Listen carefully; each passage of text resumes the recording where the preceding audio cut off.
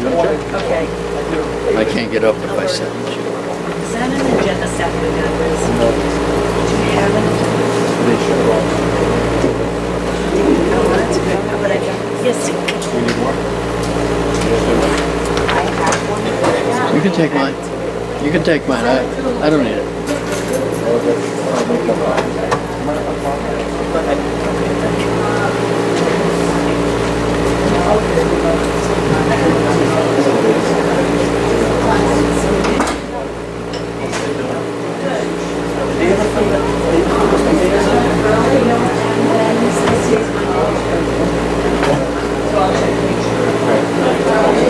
I'm sure.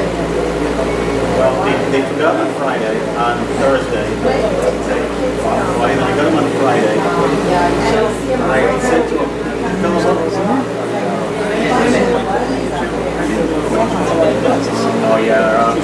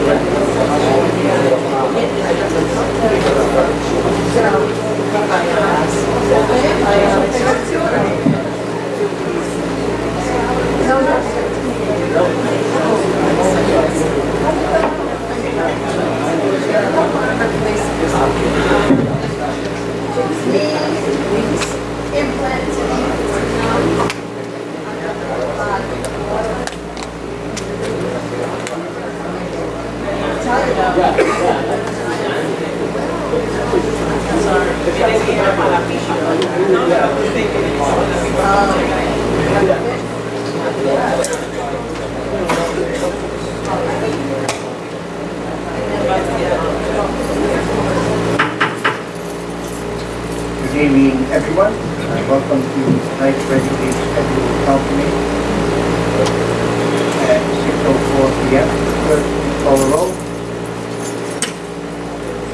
Councilman Terry. Present. Councilman Hopkins. Councilman Figueroa. Councilman Fonseca. Councilman Zed. Councilman Rivera. Councilman Sawyer. You have four, Mr. President. Thank you. Roll, please rise to the pledge of allegiance.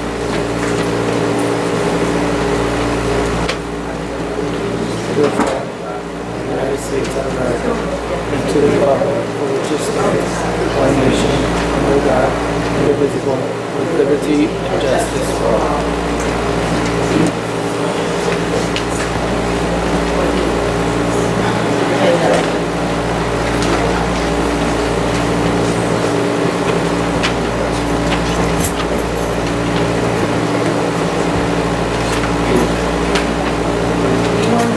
President, we have to sign up the public comment. First, Chief Bradley. Before we start, I have one request that we, under C, the hearing is under claims. I'd like to move that up to prior to the abatements as the journal has the prior engagement. I'd like to move the claims up prior to the abatement. No objection. Thank you. Madam Clerk? Chief Bradley.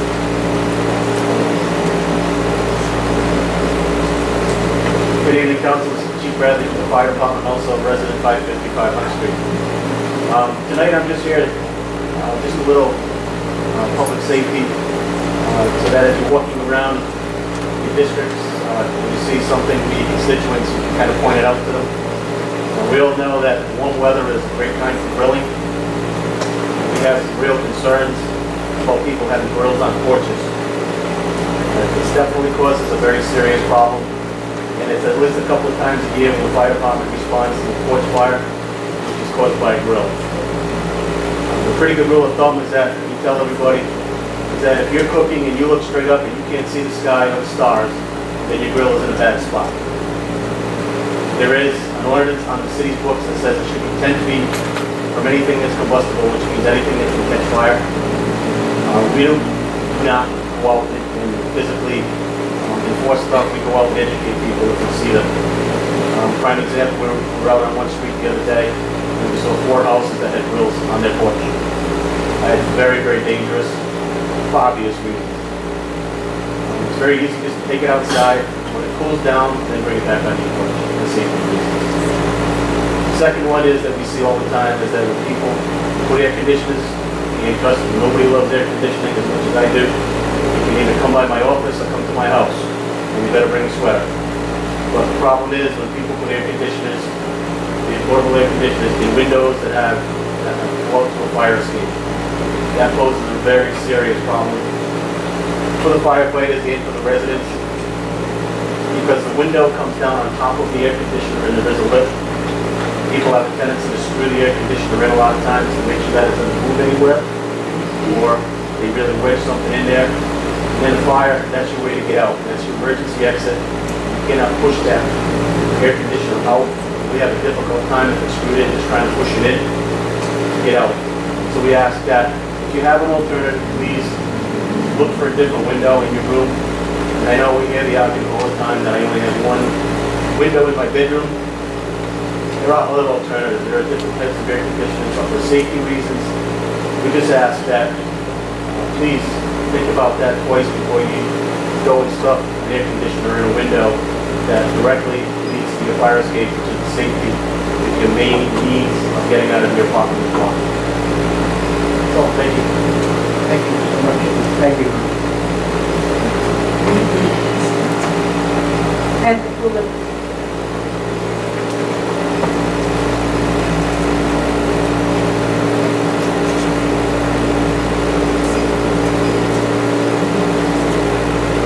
Linda Poole, 68 Notre Dame Street, taxpayer and resident of the city all my life. I'm going to complain about the budget. I've got 5 minutes at least.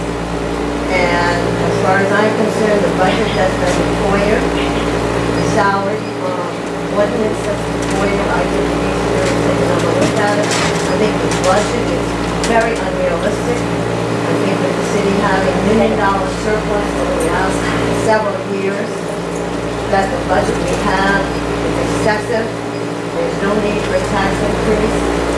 And I would be the first one to say we need a tax increase. Our budget was in balance, but our budget is not. It's a budget that's vague with a surplus. And I would say it's probably in excess of $1 million again. The other is, I don't believe that the taxpayer should have only 5 minutes to talk about issues in the budget. There's no way that a responsible taxpayer can really say what they need to say about what's in that budget and what needs to be looked at. We have to leave it up to the council, and I would hope the council has the background to really understand what these budgets are and what they do to the city and the taxpayers. As an example, my taxes have increased over 100% over the last several years. And I'm sure a lot of other people in the city may increase that.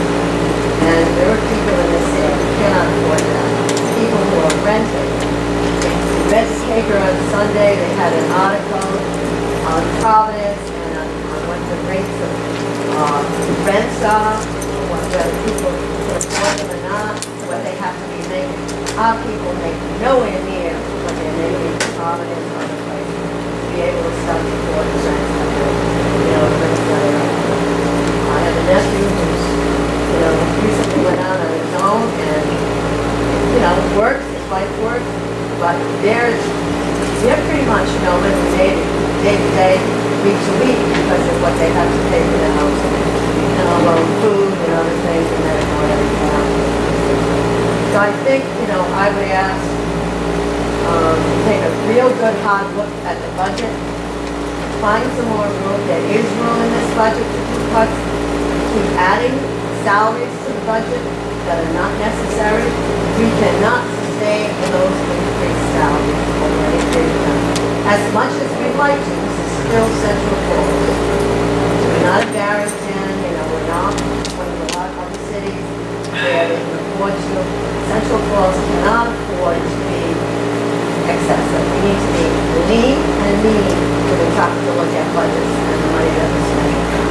And if you really look, and I've looked through the budget, and I've spent a lot of time on it, and I've probably spent more time looking at budgets than anyone that's in here over the last 20 or some years that I've been involved in coming to these sessions. And this budget is excessive. I would recommend that you go back and look for ways to cut even more than the 40,000 we talked about cutting last time. There's room in that budget to cut. And you won't know it if you really look at it. So I thank you for your time. The only other thing I want to say is I wanted to thank the Colonel. I don't call the police department very much, but we've had an issue. A woman on 9th Street was upset because there was a truck parked down the street for about an hour and a half with a guy sitting in it. She was very concerned about it. I called the police department for her. And I was, she doesn't even know about it, but they sent someone out almost immediately. They sent a supervisor and another officer. Evidently, the individual was waiting for someone on the street, but the woman who talked to me, we didn't know that. So her mind was rested at ease. Someone came. And the other, I want to thank Lane, because we have a light, street light that's out, and Lane has called to get that street light fixed. So I do want to thank you. I don't always complain. I do have some good things to say about the department. They are the best, and I've always said the police and the fire are the best we have in the state. And if you go anywhere, people will tell you that. So I thank you for your time. Council there.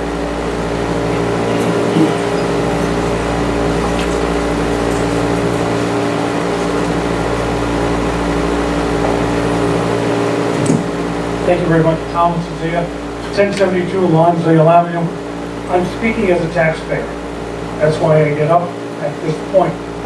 When I'm on the council seat, I will speak as a councilman, but at this point, I wanted to speak as a taxpayer because I've spoken to many taxpayers, but also as constituents.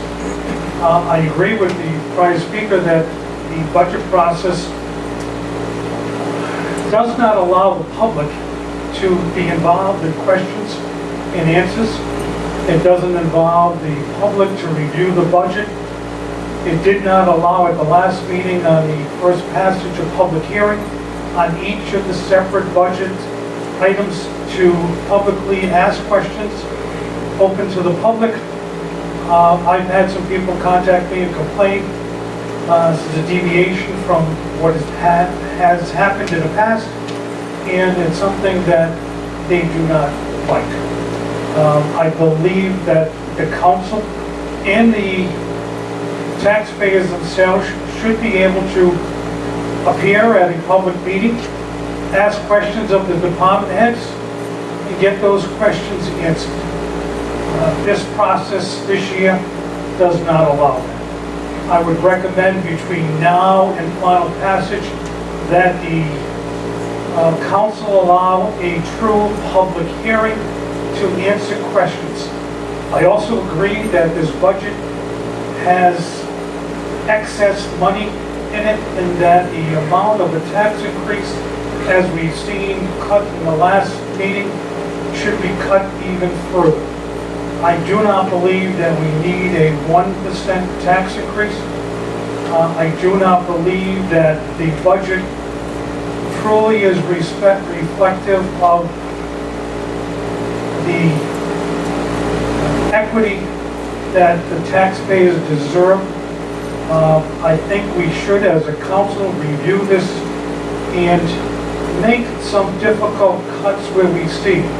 I recommended at the last meeting that in the past, when a 2% salary increase is given, it's usually given across the board. That is not being done in this budget.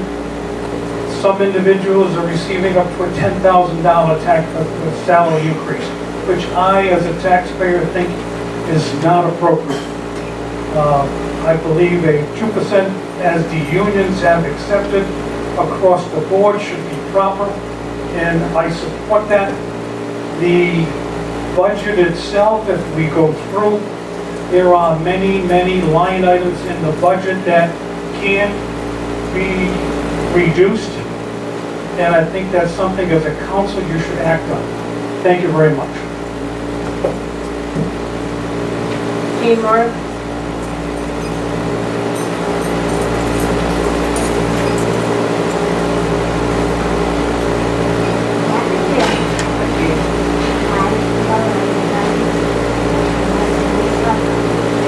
Thank you.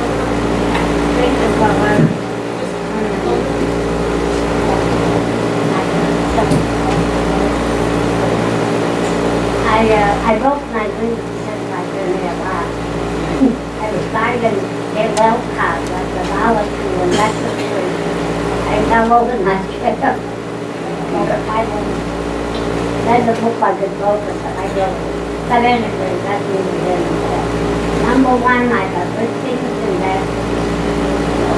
One good thing I have to say is, I attended the service that the policeman had the other month over to honor the retirees and the people that died in the parkland and service, which was very nice. And also the policemen got honored at the Red Cross again. Yeah, I had them know they got honored at the Red Cross. And I happened to know them. And when I just walked, the fireman came about my chair on the fire truck within my apartment when I got home. But anyway, my first question is, number one is, could you please tell me who is responsible? People have a nice idea that they own the sidewalk. They put signs on them, they open doors, they park their cars on the sidewalk. I can't get by. And I own a little small lot of the chairs trying to get by. I don't know whose responsibility that is. I don't know if they have the right to put signs on the street and vegetables and boxes on the streets and things like that. I don't know. And asking you guys if they can do that. And They can't put the sandwich boards, for example, they can't paint the sidewalk at all. Is that what caused your fall? no, that I did that all by myself. I didn't need no help. I do it myself. No, But anyway, thank you. when we give a license, we generally say no sandwich boards or no obstruction. I Yeah, well, think you should be aware of that, so it's a matter of, I guess, other boards.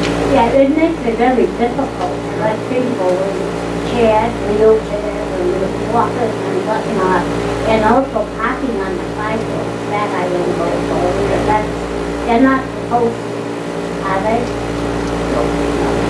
You don't park your wheelchair on the sidewalk. No. I can't. I don't know how to park, yes, I know before.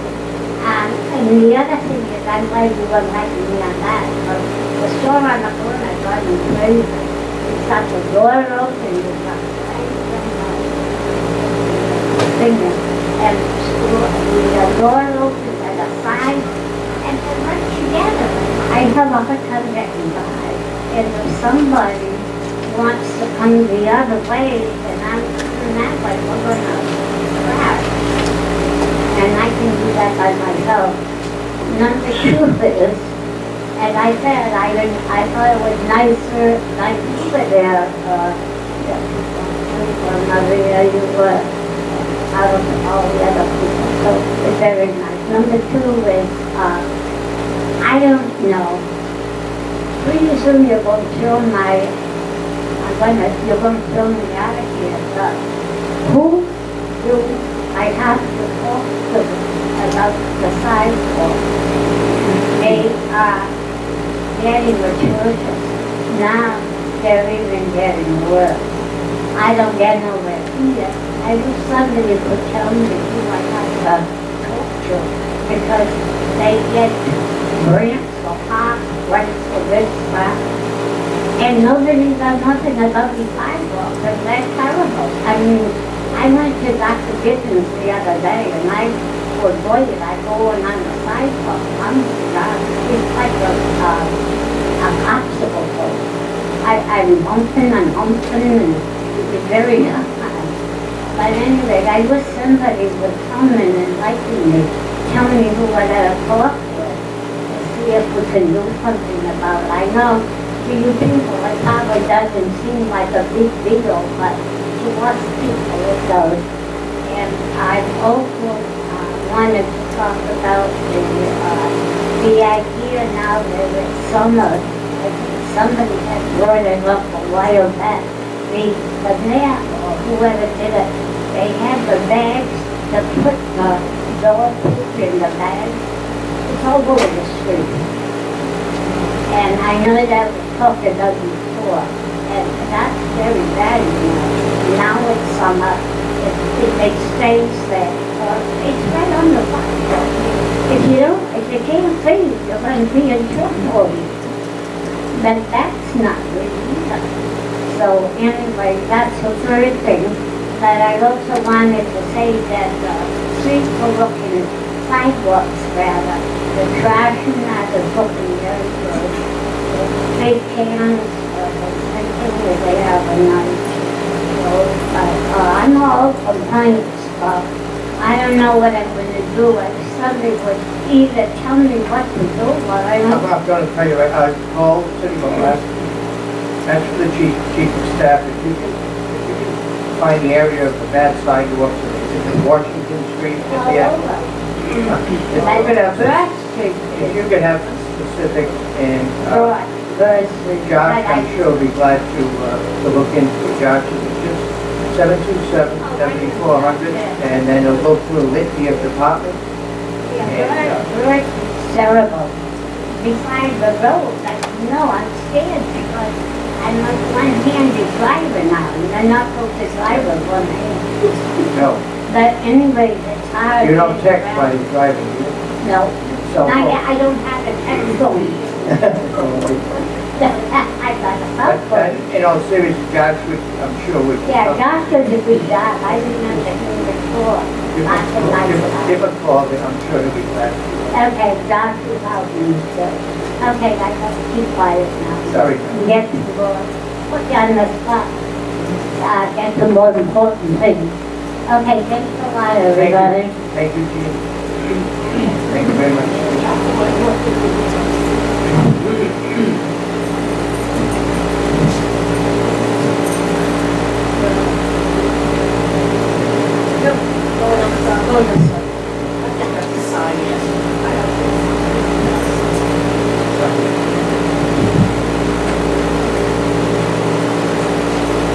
Rain Salon, 7600 Street, Central Falls. I want to second the statement of the dates here in the city. This Murphy, just get closer as you can to the air conditioning. I can speak louder. No, that won't work. You have microphone. I just want to second third, I guess, because city councilor also stated that 5 minutes is not enough. It's not enough for important issues, that's, I was told today that I could get the budget online. When is it going to be passed? Next week? Is that it? Final passage public hearing is next Monday. And people can come and it's going to Absolutely. be here. It's just, yes. It's not going to be after No, we only had 3 people speak for Maine. I don't think we need the entire auditorium at the high school. it's advertised.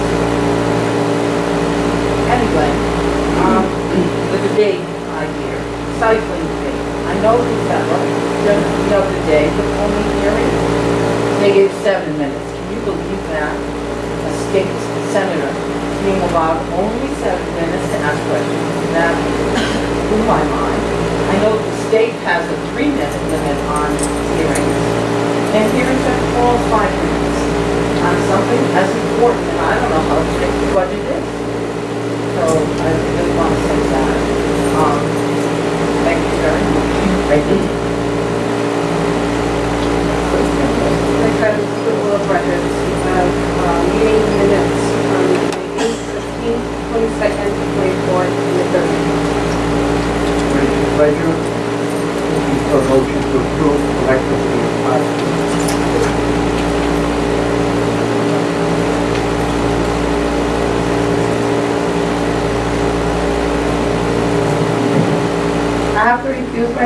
24th and the 30th, because I wasn't here.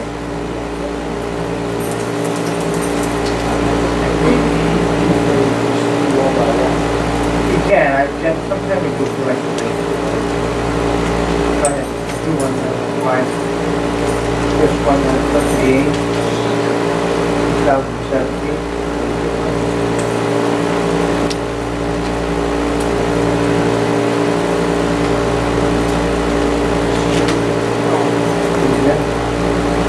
A motion first, and you want. Make a motion to table collectively all of them.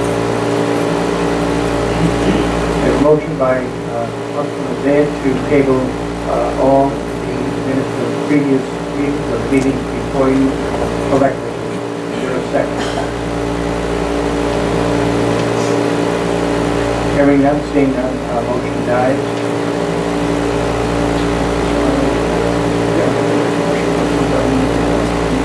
We have a motion by Councilman Solano to approve the minutes of May 8th, 2017. And a second by Councilman Rivera. Under discussion.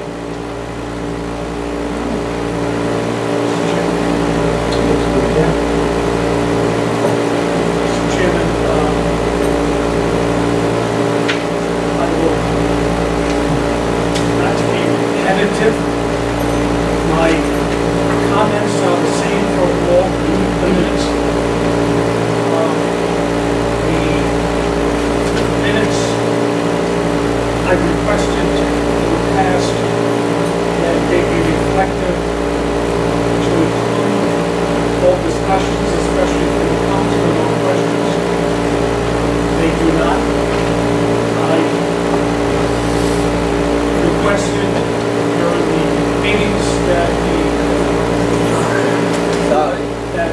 minutes reflect according to the Robert's rules and the city council rules. In my opinion, they do not. I have addressed this in the past, and it has not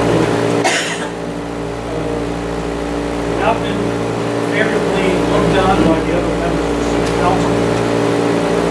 We've had budget workshops where we've been here for 4 hours or so, and in that time, we have a limited minute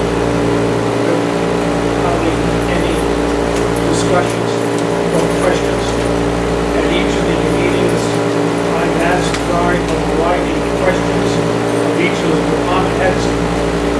Those questions have not been included in the minutes. When I go back to the department head or to the chief of staff, they do not know my questions because we were never recorded.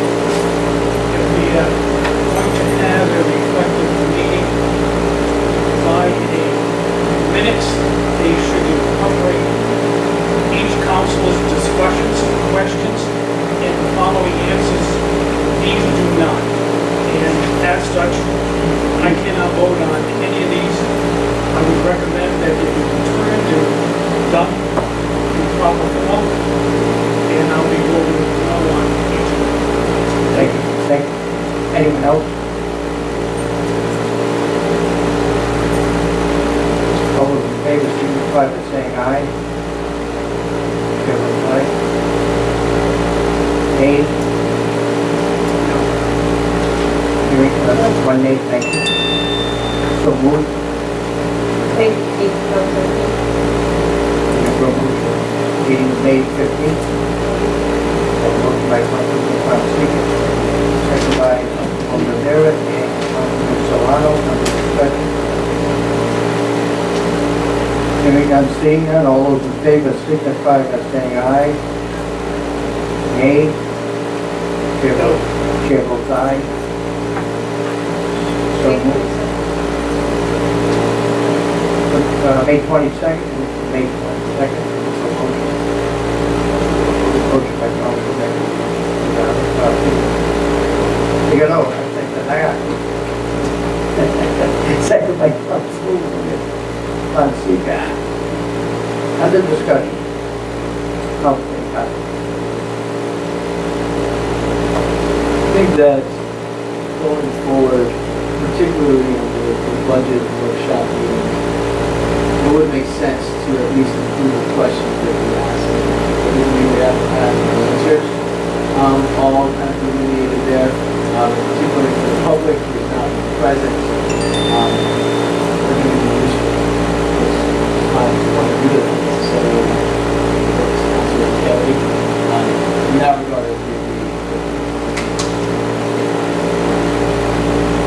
Anyone else?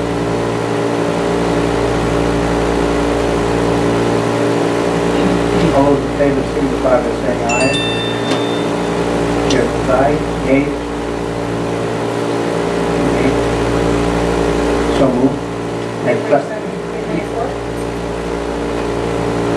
So moved. Motion by Councilman Rivera. Councilman Figueroa. On the discussion. Hearing none, seeing none, all those in favor signify by saying aye. Chair votes aye. Nay? So moved.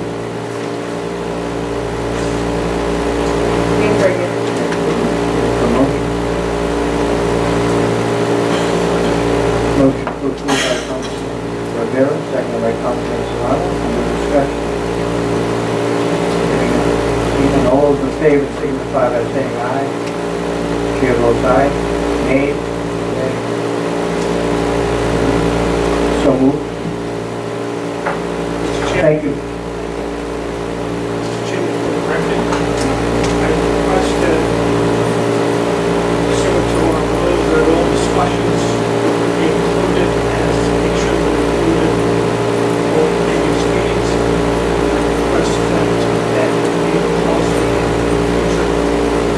It should not be one-time affair. It should be policy that discussions and questions and whatever we discussed by written or by department heads be included. I request that it be pursuant to our rules. Thank you. Yes, voted. Executive communications for Steve about the immigrant immigration, very good heritage from property. So received. B, Department financial reports, and C, what work the fire department, police department, all May and Any council members have any questions of the department head on the financial reports of their respective departments? Mr. Chairman, the last financial report that we received was March 30th. I came to City Hall today to get a copy of April and May. I did receive April about 4 o'clock, and I was told that May or up until the 15th of June is not available until possibly later. Since we are working on the budget, I would request that the earliest possible time that we can receive the other council members, April, May, and a portion of June, be submitted to the council as quickly as possible. I would have asked questions of the finance director. She is here, she is not on the agenda. If we are allowed to ask questions, I would. Thank you. Any questions, any other council member regarding the department head's financials? Yes, Mr. Chairman. You have on the agenda also the police department and report that we requested, I want to thank. We're still on the financials. Yeah, that's part of our package also. And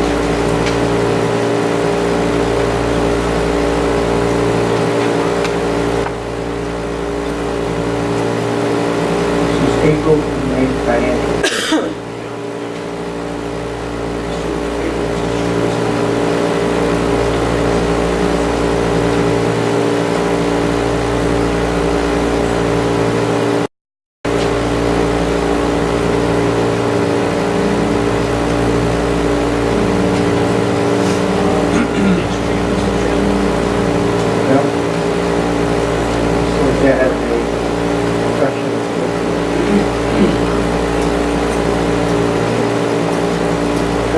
Ask Police Chief.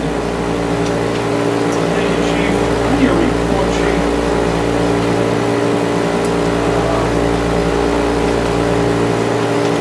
I want to thank you for the input.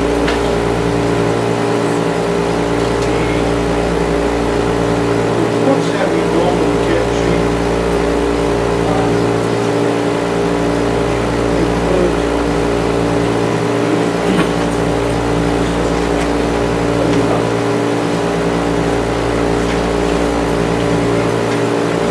include Triad, which I thank you because that's what I've been requesting from other departments.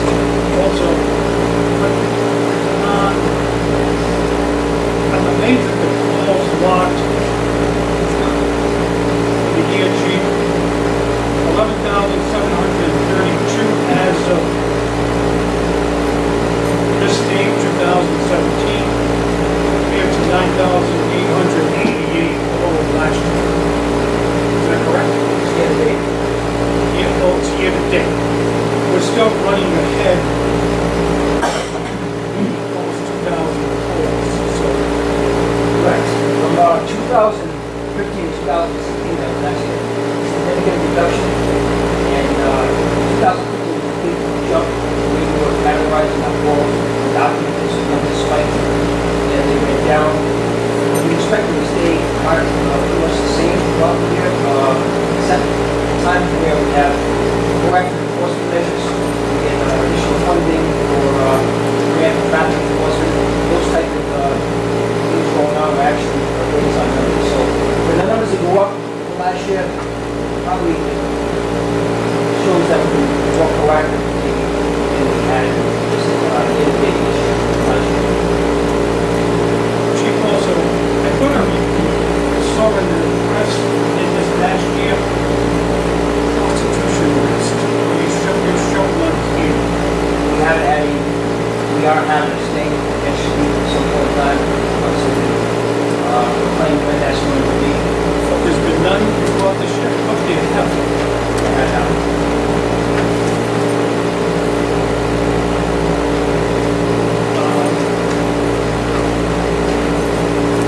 provided the April and May.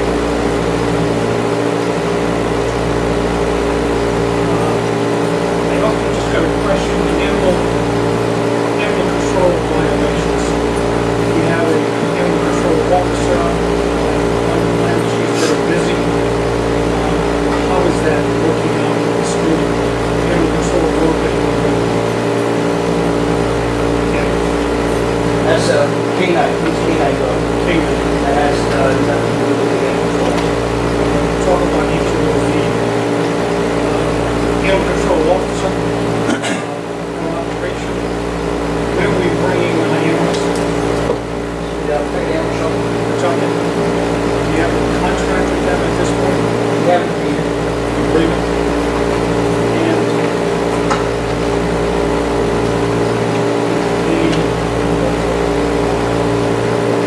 the other question, the K-9, when is that coming in? When is that? As soon as the dog is fully trained, should be shortly. I can't give you exact date, once we know for sure, we'll announce that, we'll actually have a ceremonial swearing in. Hopefully for the next 2 weeks. And I see all the money that was raised, that was requested. We actually put in more money than we actually requested. Additional funding for toward medical bills, whatever it is. We show them additional funding, and we reduce the amount of burden on taxpayers on that. We actually exceed our expectations. My last question, Chief, is regarding the fee. I've been contacted by a number of people, buildings have been vandalized. My understanding, and I think I questioned you a couple of meetings ago, that an individual was apprehended, and that individual has given. That question, we never actively got that. That discussion, we were contacted for information. Now we'll take it next week. Okay, according to the last meeting, If you contact me offline, I'd be more than happy to put this information in the room. We did make an arrest several months ago. Several buildings involved in graffiti. The ones you see predominantly around the city, and Kentucky, you actually see crowds. There's a certain group in Kentucky that's doing that. The person you arrested was somebody. But if you need more information, what happened, you can contact me at the commission. That's the information I need, but I do like to strengthen the graffiti ordinance. We need to crack down on individuals who are vandalizing properties, and property owners themselves are the ones who are putting the bill and being fined and penalized because of this. Thank you. Any other questions? Thank you, Kimber. Thank you for your total report. Annual report was excellent. As with all other department head reports for this quarter, appreciate it. Right on the right track. There's no further questions, Madam Clerk, we'll move to the next. Yes, it's open to move 6. Schedule bills, hearing and consideration. An ordinance amending the non-utilization tax ordinance, second reading. The claims, we could move it now, or we could move it after the abatement. It was before second. Either one. Either one. What's that, Mr. Lucas? The annual report, you told me you were acting on the separate.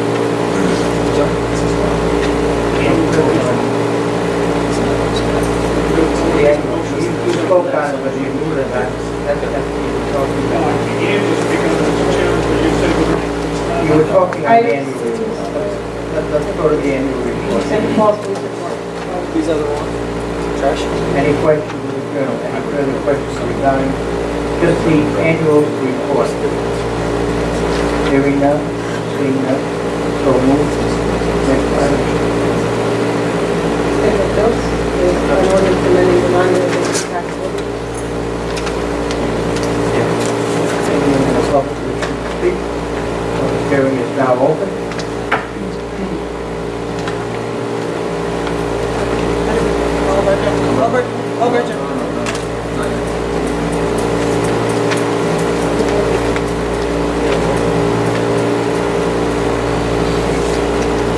Dean Norris is signed by the right. Do you want to speak on this ordinance? Dean? No. I believe she signed up for, meant to sign up for a regular public comment. Okay, thank you. What is the pleasure of the council regarding this second reading by the passage? Is there a motion? By Councilman Bennett. Second by Councilman Fonseca. Under discussion.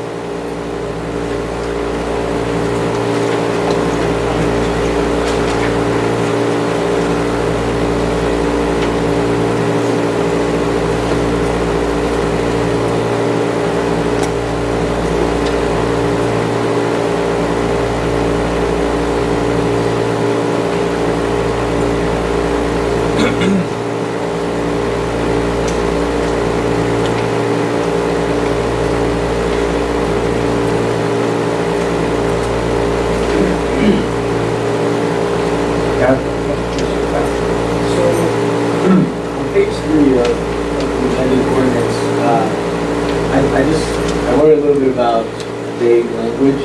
So there's something there about a reasonable time. And that's to be determined by the director of planning and his or her designee.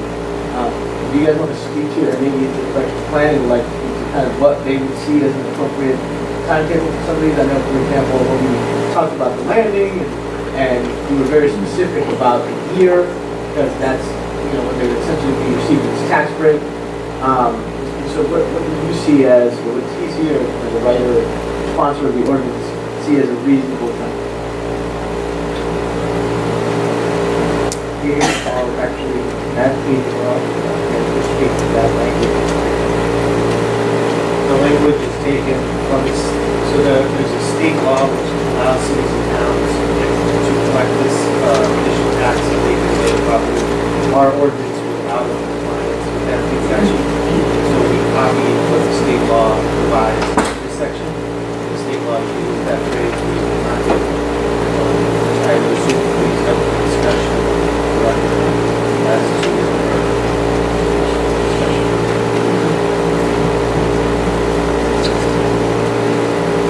Next point, so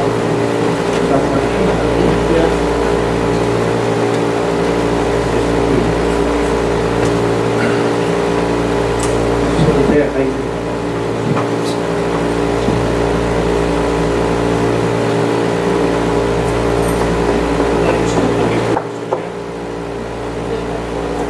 Yes.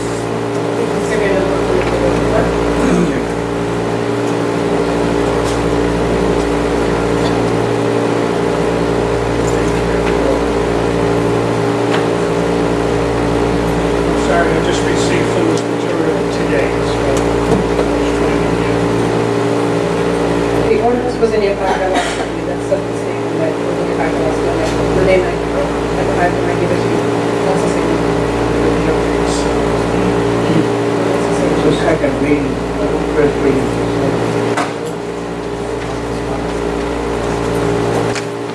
Chairman,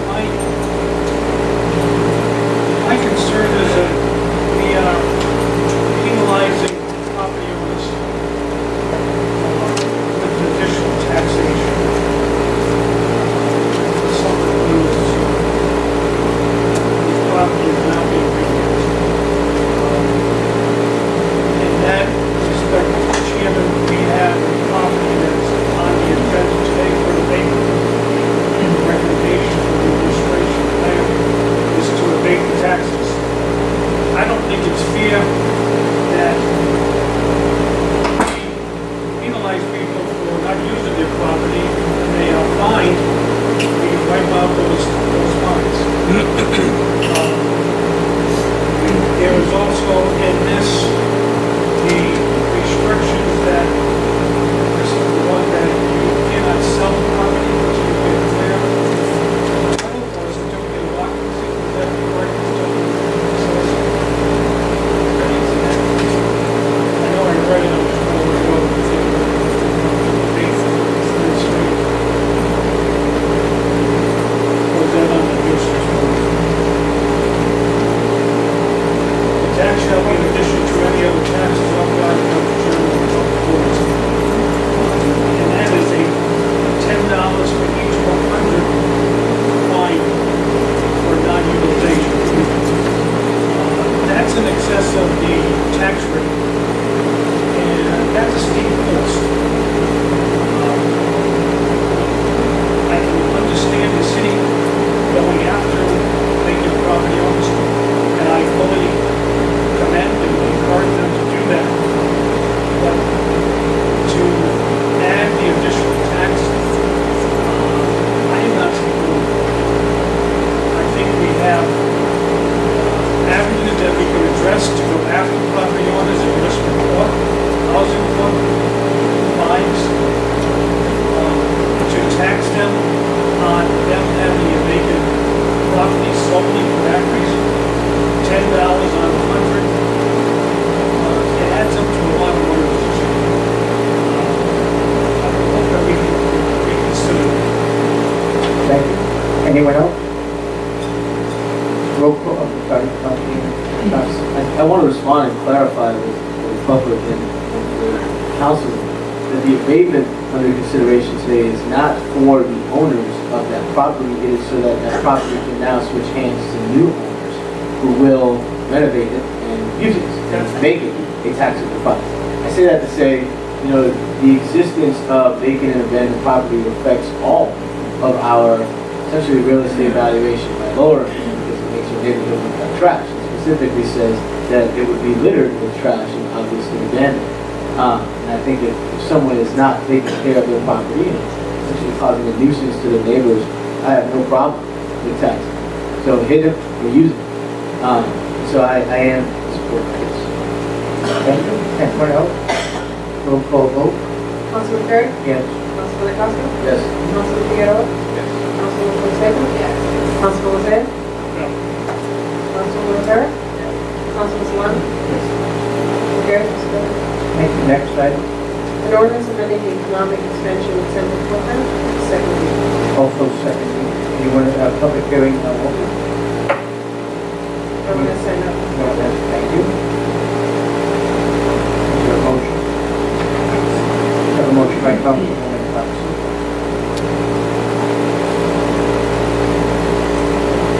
Second by Councilman Rivera, under discussion.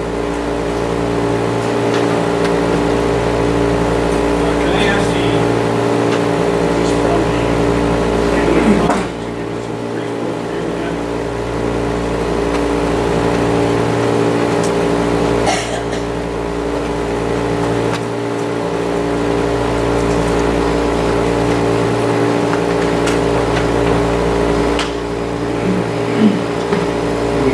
Thank you. Council, I'm here for your structure planning and economic development, student of falls. So Matt provided a pretty good, this is association team provided a pretty good summary of this, update this ordinance, that the last council. This is making sure that we have the right skills in our education to attract development in the city of Falls, which, plan modifications to the ordinance, so that we are in line with best practices, regarding incentives to spur business development in the city, and in line with the great programs that are by Commerce Rhode Island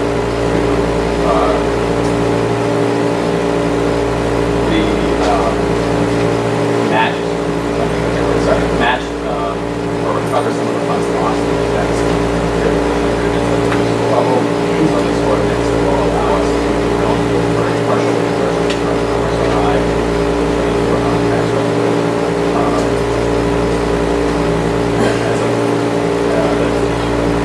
set up with developers in the city, and it's a minor change to the ordinance that are on the books to use successfully in the city for some developments that are not only economic bottom line of the city, but also quality for residents.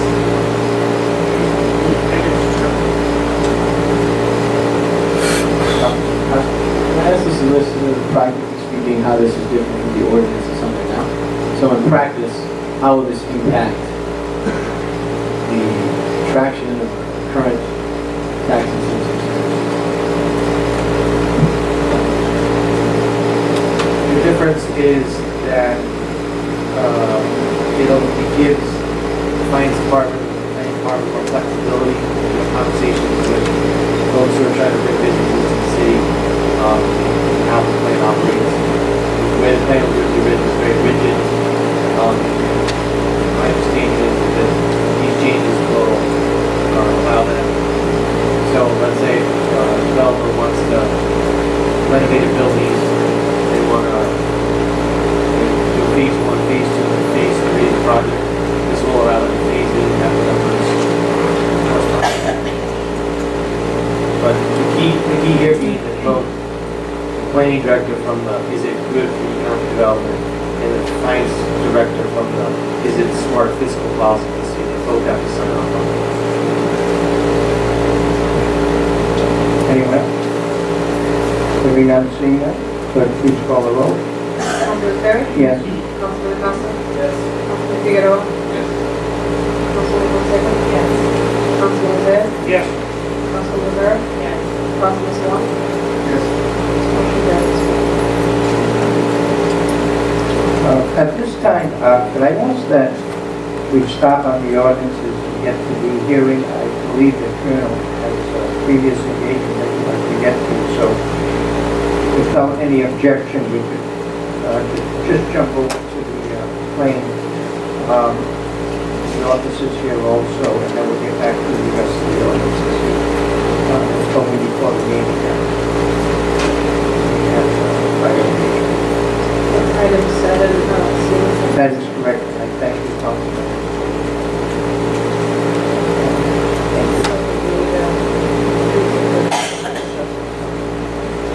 So the claim is Mr. Michael Flathead, 1 Jason Drive, Oakland Island, the amount of $435 for alleged damage to personal property. Located at 820 Ranch Street. Sustained on or about April 2020. Good evening. Michael Ryan,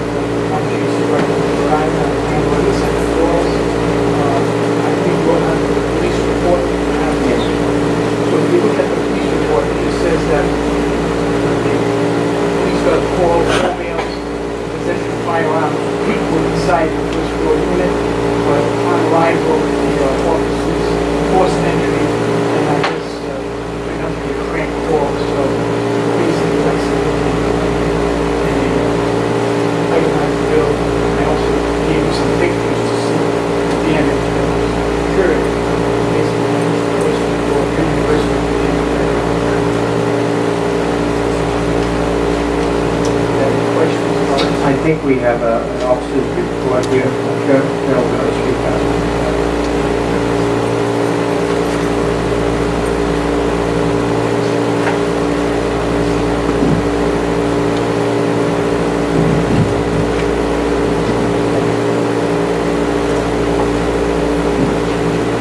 I concur with the gentleman's statement. I can elaborate a bit further to exactly what transpired that night at the debate. Otherwise, as I stated, what he said is correct. In responding to the officers, under circumstances, felt necessary to force entry into the apartment, which resulted in damage. And again, as the gentleman stated, it was a hoax. But nonetheless, prior to us being entry into the damage was justified. At the same token, I believe I was heard that restitution should probably be the situation. Anyway, that's the questions again I have. The narrative here I can get into great detail with anyone from council, the rest of the details. So, I think we all have a good report. Mr. Chairman, I have a question. Mr. Levin? We have a question, point of order, that this has not gone to the claims committee. We have a claims committee, Mr. Lieutenant. That's a separate. We have a claims committee, Mr. Lieutenant. We're acting as a claims committee right now.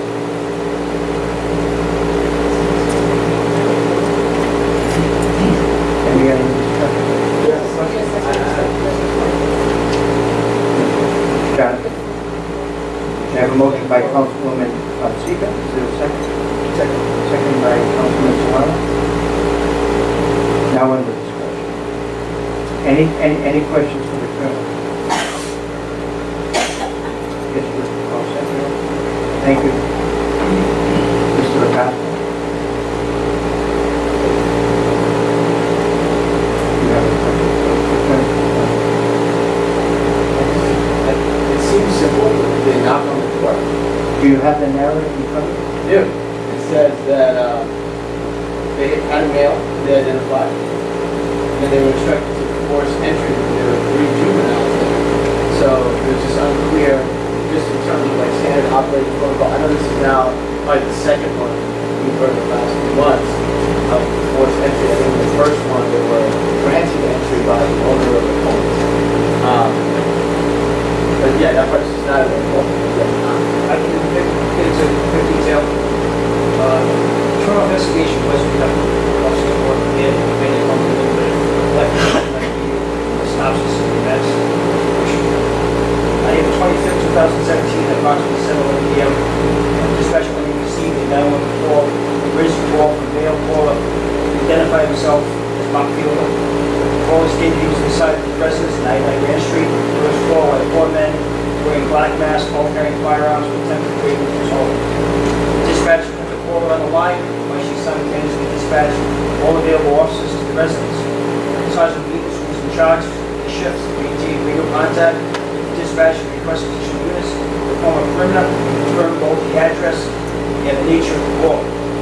Simultaneously, dispatch only was attempting to gain additional information from the caller in order to assist officers with their response to the call for service. The caller did confirm the men had entered his apartment and he was hiding in the bathroom. He once again requested officers to assist him, and then either hung up the phone or the phone was disconnected. All attempts made by dispatch only to call him back to regain contact failed. Officers on scene had no additional information than what was already provided to them by the caller. Officer DiCarlo, through his report narrative as well as his statements, stated that he attempted to obtain more information on the threat level by looking into the first floor window of the apartment. While doing so, he was startled when the door side door of the building was opened by a male, came out. Officer Cowell immediately engaged the male by drawing upon his firearm at him and ordering him out to the ground. Officer Cowell then immediately passed the man to officers behind him and into the hallway of the building. He confirmed that he had never had the opportunity to speak with the man due to the serious nature of the call and rapidness of his entry into the building. He did not personally identify the man and did not know if the was a suspect, victim, decoy, or resident at the brief moment of contact. Sergeant Dean is also moving into the hallway with Officer Carlo and made the determination to enter the apartment due to the information available, which is that 4 armed males were conceivably inside the apartment and a potential victim was inside and needed assistance. Following the order given by Sergeant Dean to force the door open, he gained immediate entry. He confirmed that he never checked the door handle to see if the door was unlocked or locked or unlocked. He, for purposes of identity, kicked the door open to gain entry. Both officers entered and systematically cleared the dwelling with their weapons of weapon. It was soon discovered that only was there no threat, the door was determined to be a hoax. The caller spoke to the phone and called an action of practice known as swatting, which is making a prank call to emergency services in the attempt to bring about the dispatch of a large number of armed police officers to a particular address. All this obviously resulted in the damage to that. Thank you. If anybody has any questions, excuse me. So has that number been traced? Right now, there's a continuing investigation trying to trace that. It's difficult, it's an exclusive call like that. Sometimes it's very difficult to trace that number.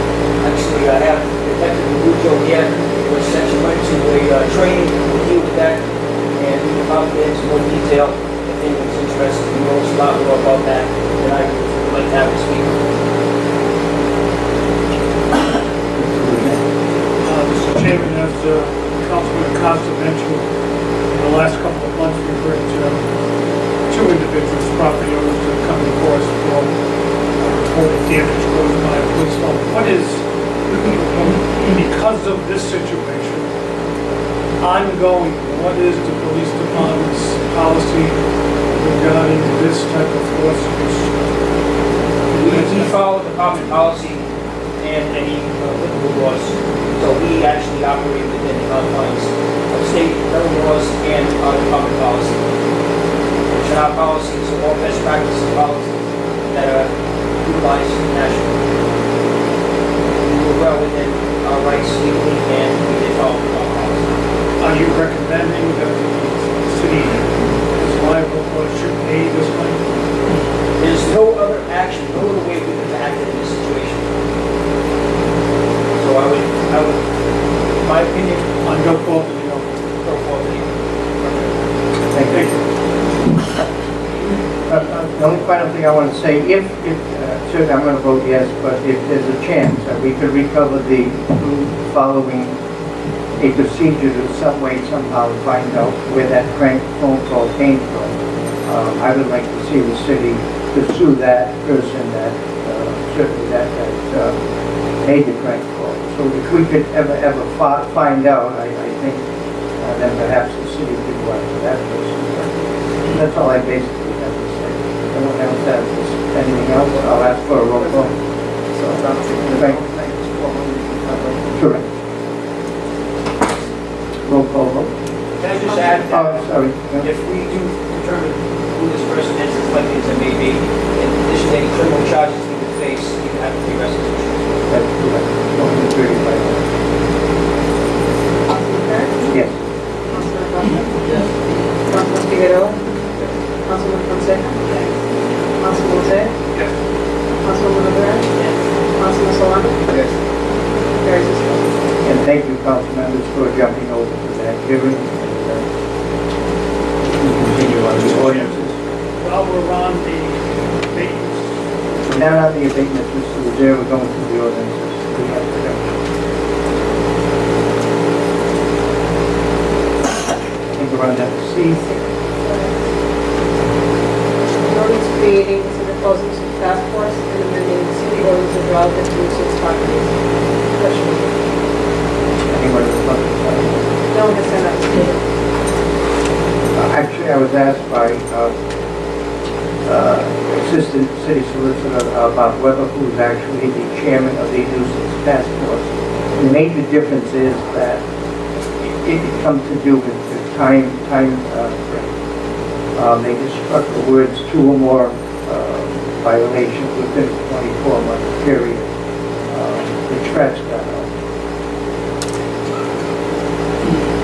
So the second violation, I think, puts this into action, if I'm correct. I think Elaine, if you have any questions, Elaine was also part of this, putting this together. I appreciate it. So if you have any questions, it's basically that one line that's the key. Instead of getting 2 bites at the apple, the second offense, the nuisance task force can take action. I think we got to find that. Mr. President, there are several purposes behind this ordinance that the law department, with your sponsorship, is having used the council. The first is what you just said, which is instead of requiring 2 major drug crimes within a period of 24 months, it was the police department's recommendation to limit it to 1, because a major drug infraction is just that major. Secondly, it clarifies that all fines are subject to appeal, so it gives the owner of the property an opportunity to appeal to municipal court. Third, it clarifies the city, if the owner fails to pay the nuisance fine, the city can place a lien on the property, which is a tool in our toolbox to go after chronic nuisance property. And finally, two more things. Third, it puts the nuisance task force in the code of ordinances. So for the last several years, the nuisance task force was a creation of an executive order, and this actually makes it part of the city law moving forward. It has been successful. 97 nuisance properties have been reduced to 60 in the last few years, and that it's a practice worth keeping in the city's code of ordinances. And finally, it provides a process that if you're subject to a nuisance order or a fine, you can't sell your property and pretend like it doesn't exist. That you have to disclose to the person you're selling it to that there exists this fine or this notice of non-compliance, and you have to pay. Thank you. Looking for a motion?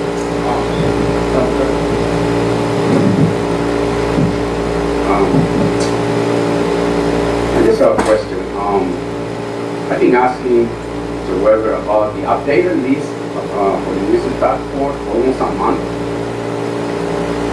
So, and sometimes I see, if it's difficult for us to get information from administration, I'm thinking about our residents.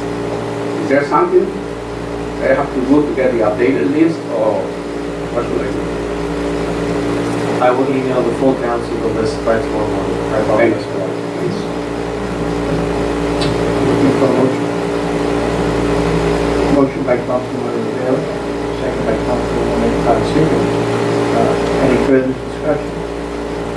Mr. Rizzo.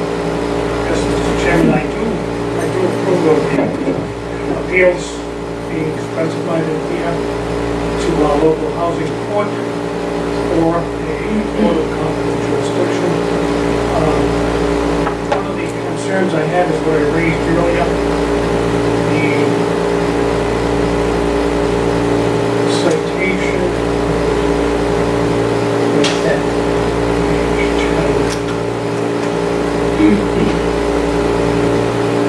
Transfer of ownership, yes.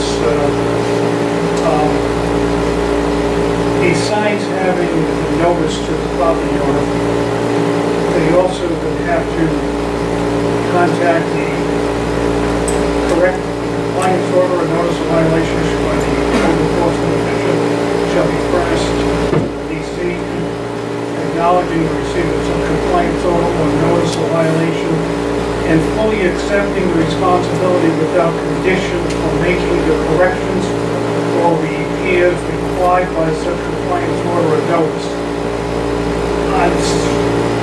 I feel this is a heavy burden on the legal department, but also on the property and the discussions on property being transferred. Property have a lead certificate to receiving a certificate of occupancy from the city. If the property is vacant, abandoned at the time of sale, transfer, whatever, it must obtain a certificate of occupancy.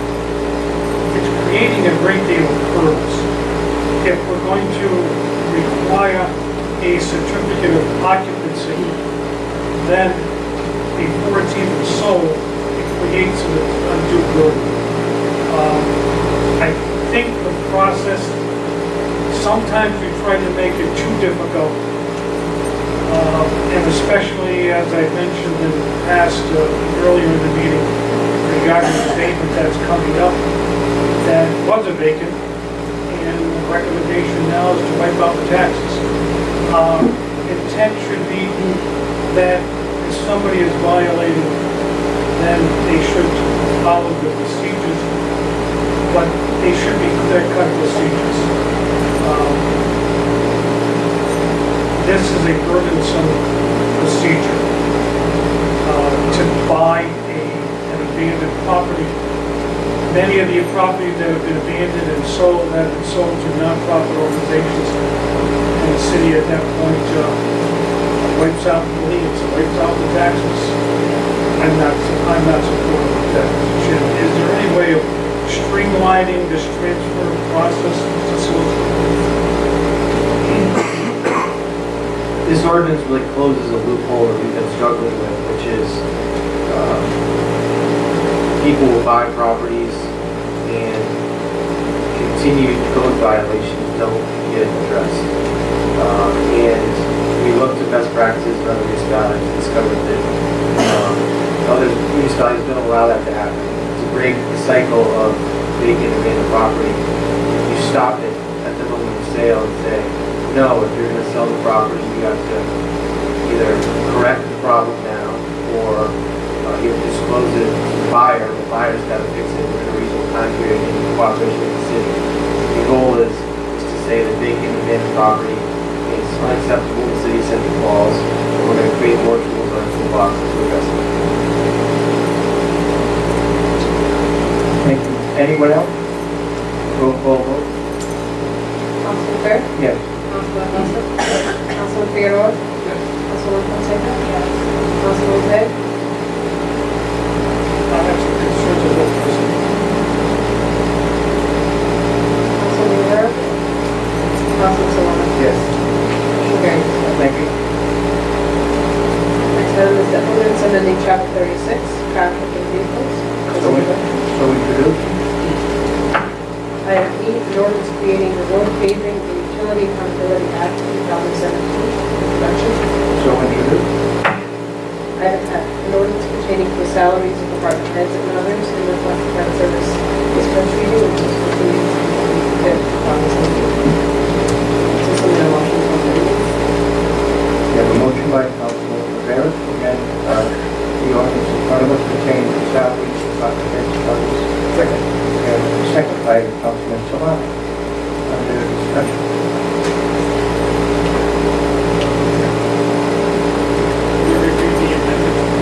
Yeah, so I know we were concerned about the increases for some of the department heads.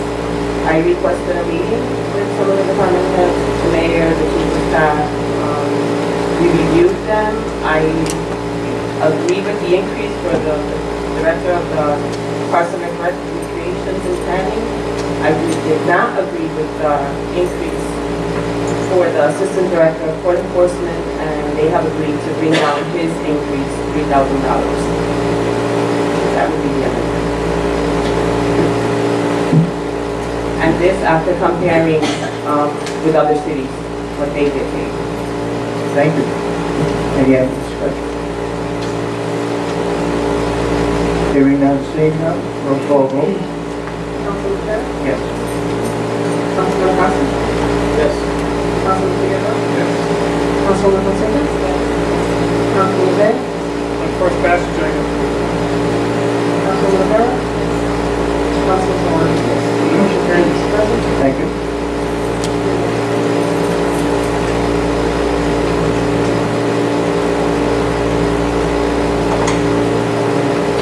And we have a motion to move the ordinance as amended.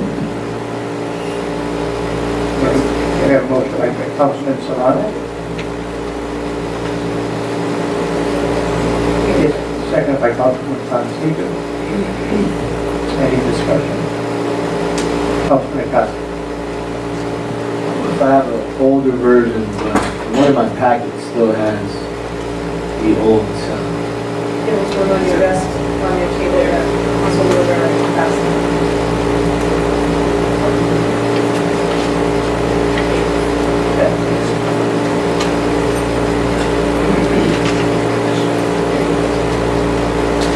yeah,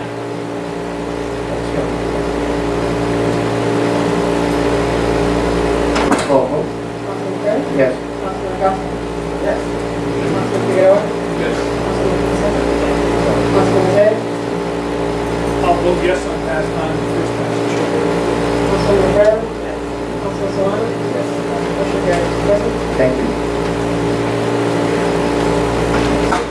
Resolution requesting council condolences. That was the name in his house first, and he was just by Councilman Figueroa. Do you want to speak briefly on that? Yes, I will. Thank you. Thank you. I know Miss Alice, excuse me, she passed away last week, and she's been living in St. Paul, well, all her life. And I know his grandson, Jay, and he always helped me to, during the storm, to clean up the hydrants on Central and across the street. So I thought it was a good idea to do this for his grandmother, because I know how difficult it is to lose the grandpa. Even, you grow up with them, it's hard. So I'd like to do that. Absolutely. Thank you. All those in favor signify by saying aye. Aye. Chair votes aye. So passed. Thank you. Now on to business, consideration of tax abatements. We have the abatements by the tax assessor and also by the tax solicitor. Good evening. Mr. Patty, Council. and thank you once again for your patience. No problem, Tom. I only have two abatements to present to you for your consideration this evening. One is very simply a small error in billing. They were charged a non-filing penalty which should not have been. And second, it may read a little out of context in your packet.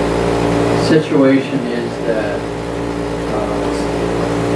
property 122 Perry Street, there are two buildings, one of which is residential, the other is, or was for many years, a significant commercial. The owners notified me that any business that was in the rear building was no longer in use, and they are not planning to use it for any other commercial endeavors. That being said, supplemental bill was generated that reflected that.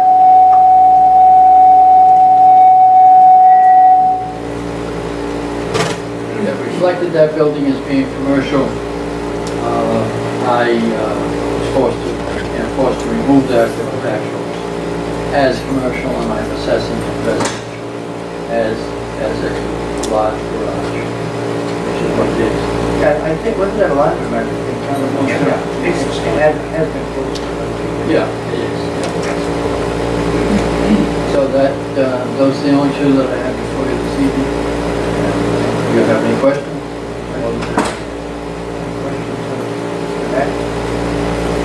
What is your pleasure?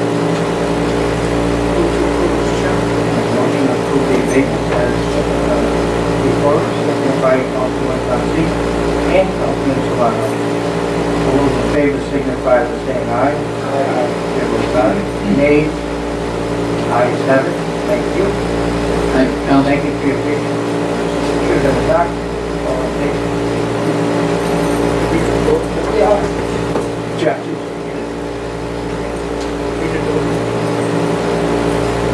know how the city sold their vehicles?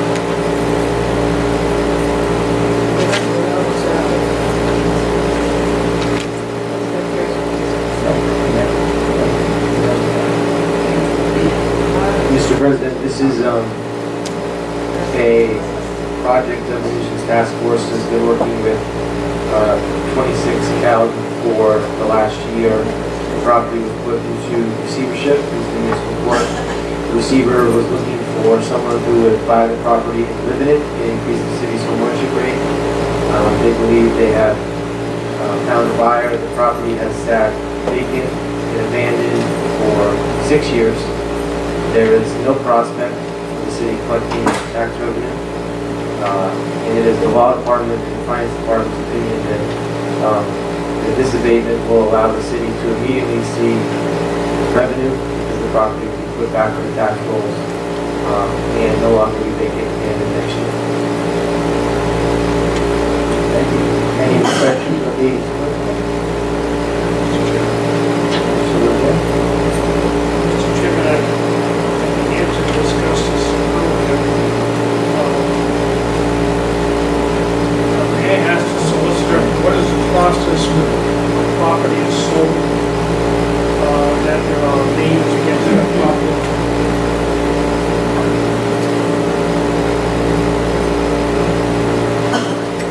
In receivership, notice is provided to all the lien holders who have an opportunity to come to the court and make their case for liability insurance. What's the priority of taxes? It's in the discretion of the court.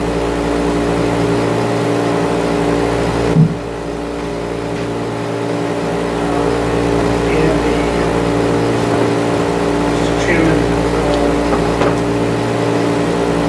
my concern is what I've addressed in the past, and I feel the same way, that property owners in the city of Central Falls have a tough enough burden.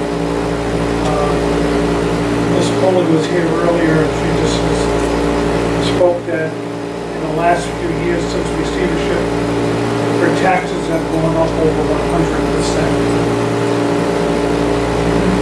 Other people in the city have struggled to pay their taxes. On the sale of this property, to wipe out,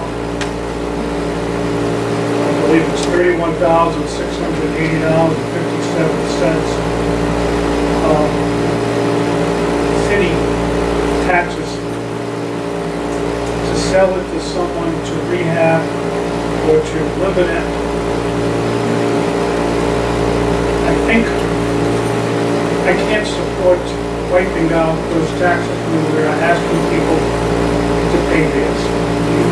We're asking people year after year to increase their property tax payments, increase of this year's budget. I don't see it just to, and I can understand the solicitor's point of view to get it off the tax rolls, but at some point, the individual or someone who is buying this property for $31,000 in taxes, that's another lien that's going to be added to the bill. What we are proposing here is just to wipe it out and start fresh. I don't think it's fair to the other taxpayers. I can't support this, Mr. Chairman. Anyone else? Councilman O'Connor? So two questions, one for the solicitor. Do the former property owners of this property own any other property in Central Falls? And that'll probably take a second to look up. My question to my fellow council members, what is the counterfactual councilman say? So if we don't sell it, then it will continue to accrue these fines and the bill will increase in interest, obviously nobody's paying it. And so what would you have us do other than? You asked for me, Council. My opinion is then to take over the property, either sell it to a nonprofit or tear it down and sell it as an available lot and recoup the cost of vacant land is going to be $30,000 to $40,000. And if we, as we have done in the past, the nonprofit organizations here in the city, work with them on selling them this, because it's under tax sale, because it's under bankruptcy, the city or the judge could negotiate a sale with the nonprofit for $40,000, $50,000, and a portion of that would go to payment of taxes. And the nonprofit could then put the money towards either constructing a new house to sell at full market, and at some point the city will be paid. To wipe out the taxes and let somebody come in to buy it, and to take the loss. This is just one loss after another loss after another loss. It's not costing us anything to hold it, to wait to get paid. I think we can, through the planning department or through some other agencies, work out a deal on the sale of the property which we sell, or have it taken over by someone else, and recoup some tax money. We may not get 31,000, but we may get 25. We may get 30. We may get the full amount. To accept nothing and to turn it over to someone to rehab, to take the property. And I'm not sure if they're looking to rehab it, tear it down, build a new house, I don't know, but it doesn't make a difference. Other taxpayers are paying their bills. That owner should be liable for something, or the property should be at some value to the city. The lien is on it, the taxes are due. Let's proceed with it. I think. And Solicitor, do you have an answer to the I apologize, Council, what was the question? If the former owners or the... Oh, I'm sorry, yeah, I did look it up, apologize. It is the only property in the city. And we have, as you know, many tools in our uses toolbox, and we've tried to use all of them on the property. You know, the property's gone on tax sale for four years in a row. There's been no one who's bid on it. Hasn't been able to find the owner. And bringing the house into receivership has given the city the opportunity to market it to someone who wants to buy it and live there and be a homeowner. And next year we're going to get tax revenue on that property. We're going to have a homeowner on that property. The idea that we're going to recoup that money hasn't happened in the last 5 years, and it won't happen. So quick question. When this new owner buys a property, who are they paying that money to? The court, which is the court-appointed receiver. In this case, is John Morrison. So the court of the state? So the Central Falls Municipal Court. So our court gets paid then whenever... The court-appointed receiver gets paid, and it's essentially the receiver's job to solve the problem. So the receiver will come in, evaluate the property, work with I want to say adjuster, it's not adjuster, appraiser. Work with the appraiser, market the property. The receiver knows that we are focused on home ownership. So if it's, if it's somebody who does notoriety and has to be landlord, we will not recommend those folks purchase the property. And then the receiver facilitates the sale. The sale is then approved by the court, and the court retains jurisdiction until the transaction closes. And then where does that money go? To however the receiver structures it. So in this case, probably, I don't actually know anything about this case. I was just speculating. That's why I'm just speculating. I know it's on the market for $50,000. I don't actually know what it's sold for. But in a lot of cases, there are other lien holders, there's the note holder, and the court goes through a series of steps to evaluate whether to recommend it. Yeah, Mr. Smith, I can do that, but I was going to ask him, he asked me, but I think we have done what exactly we have done when you finally go once a day, good sir. And we don't do about what we can.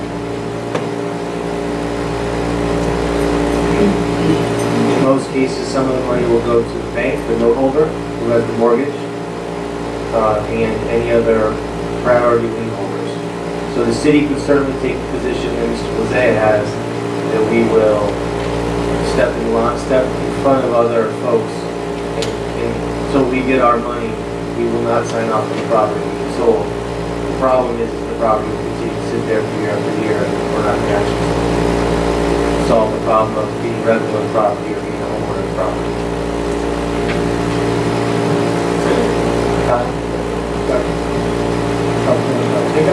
So what other options do we have for this property? Because there's a bunch of abandoned property around the city. Why this specific property? Because it's been up on, I don't know, Zillow for a year now, close to. So how are residents, how is the city benefiting from giving somebody a $31,000 deal?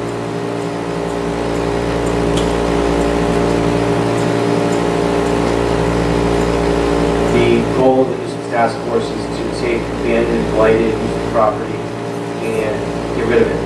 And then the priority of the task force to try to increase the city's homeownership rate from 24% to try to get it to at least a third, 33%. And so with those two missions in mind, knowing this property sat there abandoned, vacant, blighted for over 5 years, this process has yielded a result, which means the city will be, so the benefit to the Central Falls taxpayers next year is that they'll be getting tax revenue on this property for the first time in over 5 years. And that'll reduce everybody else's tax burden because they'll be chipping in.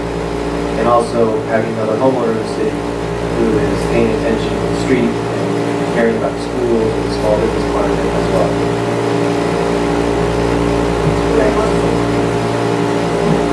The sale is contingent on the taxes, the former taxes being abated.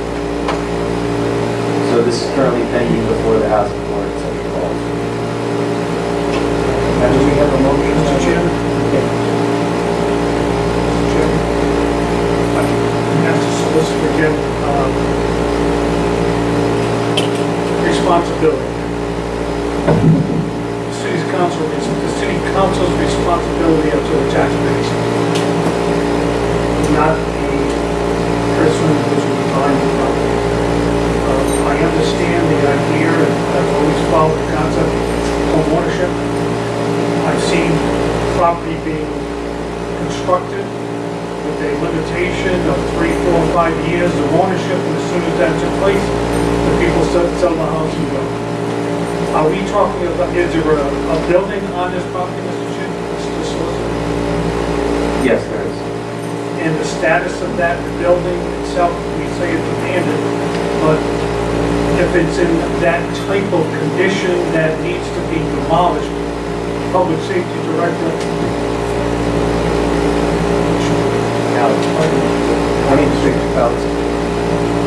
okay. The city has the option to demolish and then develop the property itself. The city has various options on the property. I do not think, I don't recommend that we eliminate the possibility of collecting taxes so that the other people could reap the benefit, the banks or all of the owners. I think we should stay in line and negotiate as much of the tax money as possible for sales. Still looking for a motion, and then we can do further discussion if you wish. Got a motion by Councilman Rivera.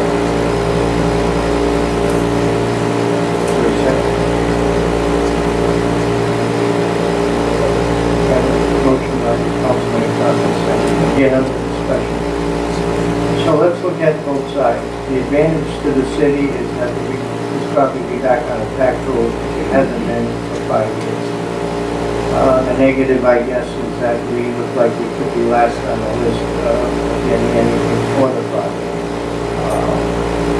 If you take the building down, I disagree that land is worth $30,000. It's only a small lot, it's for your tax figure. It would cost at least $40,000 to demolish that property. Correct, and that's my next, whatever the land's worth, it probably just evens out to what's going to take it down. But again, whatever your pleasure is, you know, if we can get it back on the tax rolls, fine. It's difficult, it's catch-22. That's what it is, a quandary. Yeah, and I'll say, I think, you know, Councilman speaks often to his interactions with his constituents. You know, great, rich, important anecdotal information. I just spoke to one yesterday who was frustrated by this same issue. I think more important than just who's paying taxes is what does your street look like? And having an abandoned house for the last 5-6 years does not make a homeowner or a taxpayer particularly happy in this city or in any city. That particular resident argued that it accumulates trash, it makes her street look bad. She feels like it was forced a depreciation of the value of her house relative to what it was a few years back when the house was inhabited. That was in my ward, and so is this. And so I would say that I support this particular thing. Anyone else? Thank you. The city's, we're looking to make money out of this property because it's closed. To any resident of Central Fork who are looking for a house to buy, they have the opportunity, or they have priority to buy the house instead of, let's say, a big business owner that will not buy that, make business out of that. Yeah. Great, apparently it has been on the market for a long time, and no one really took a shot at it. I don't know much about it. Unless, The task force absolutely recommends to the housing court that if there's a bid from someone in Central Falls, that we give a preference 100%. So, two points. What happened with the current owner that they weren't able to pay? We know the story, and how can we prevent a situation like that from happening, that a property will go for years without paying taxes? And then second, say we were to knock the property down 40,000, but could the city essentially put that house on the market as a lot? Because a lot just sold for 62,000 on Clay Street last month. full size lot, Well, yep, 50 by 100 or bigger. I don't, this, Well, this is a small lot, I believe. oh, this lot goes all the way out, right? The whole driveway and the property. This lot is huge. That's neither here, and the fact, I'm not gonna argue about what the lot is worth, but we would have to take it, down and then match it to our 40,000. You know, it's a great question, Councilwoman, and actually last year, we had a discussion with Peter Friedrichs about whether to do just that. And the conversation was, would the city foreclose our right of protection, or right to foreclose, demolish it, and then try to either partner with the CDC to build on it, or try to sell it.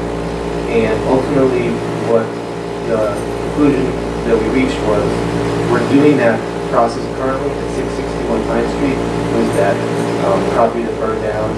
So we, the city, we did demolish it. That was, I think, $90,000 to demolish it. And then, it's 2.5 years later, the property's still vacant. And we haven't made any money, and we haven't built housing. And so, part of the problem has been with the federal cuts to housing money that's available around housing build reconstruction. There's a bigger issue that no one really foresaw, which was last year HUD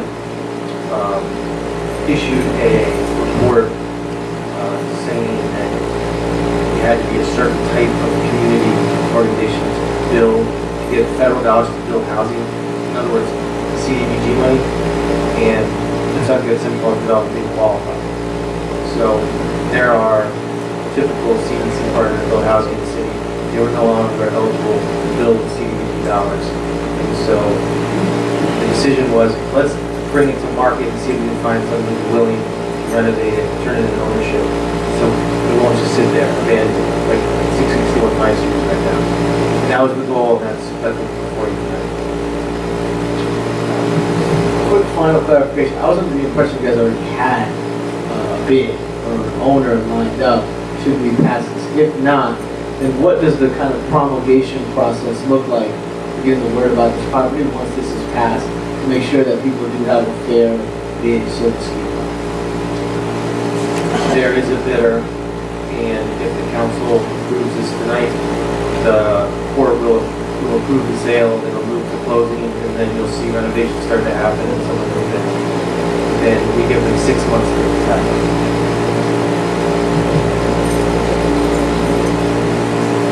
Another quick point, I don't know if you can answer this, but Claire Director may be able to. So, the state, we approved the ballot initiative for affordable housing.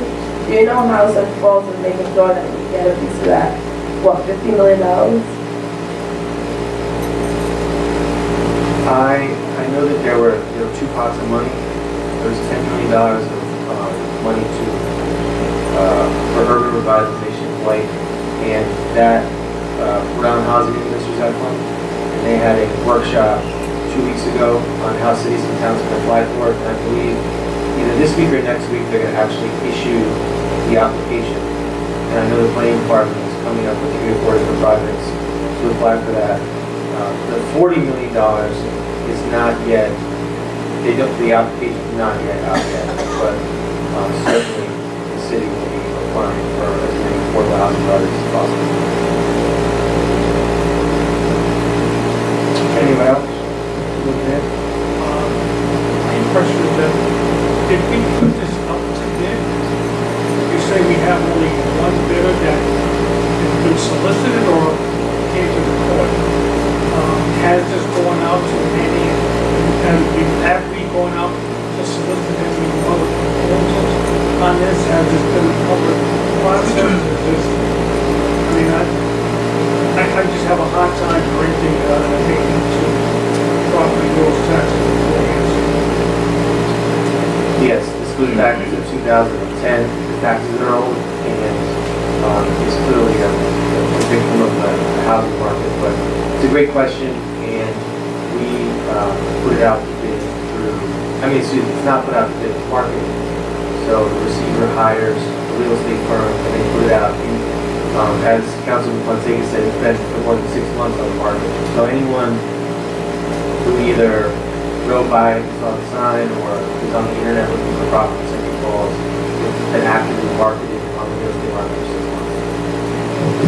The solicitor fee in the past, and I understand why the city planning department or the city redevelopment agency has taken this property over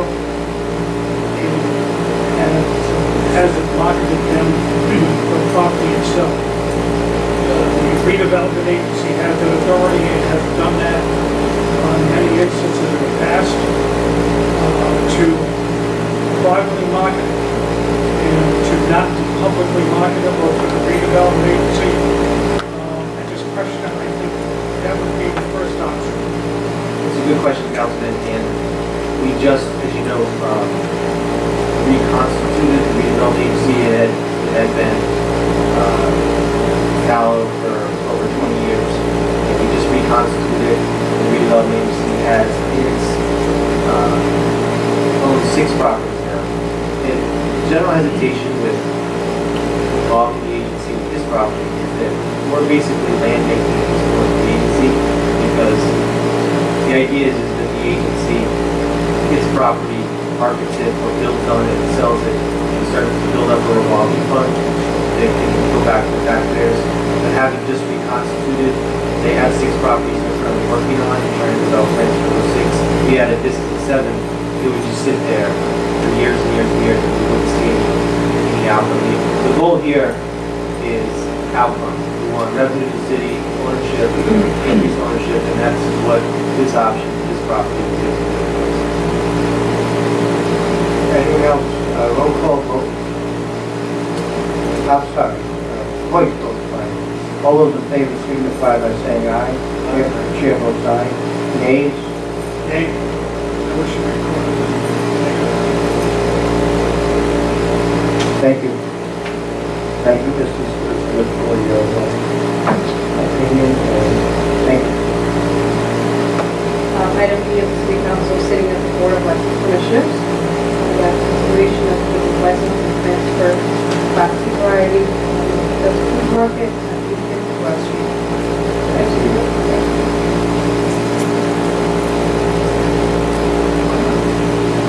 Just a transfer.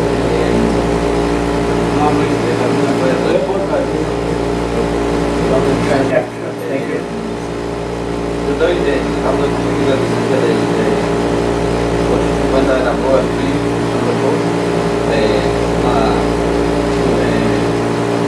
un market. He's trying to get the license for 850 Broad Street for a food market. Hacer hambre, ya tengo garantía. It would be a transfer. He's submitted his application already. This is essentially the last piece of the report. ¿Sí, Mr. Mayor? ¿Es usted el señor? Can I do it? Any questions of the council? Just a basic transfer of his, Mr. Chairman, I'd like to ask the city solicitor, recently the city passed an ordinance regarding the tobacco licenses. It's my understanding that because this is a transfer after that time, or the numbers that we have, is he going to have the right to sell tobacco products in this store? Can I translate the question? Sure. Le preguntó el concejal al abogado de la ciudad si después de la audiencia que pasamos nosotros sobre la venta de cigarrillos, si usted estaría a libertad de vender cigarrillos en su almacén. Nosotros no estamos vendiendo cigarrillos por el momento, no tenemos licencia para eso. He is not planning to sell cigarettes. They don't currently have a license for that. Can I just ask the solicitor, what is the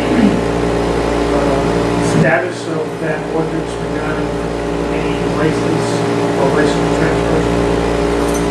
Your analysis, Councilman, is correct. If a tobacco license holder had sold it to Mr. Pineda, he would not, there is not a license available for him to have, so he would not have to do that.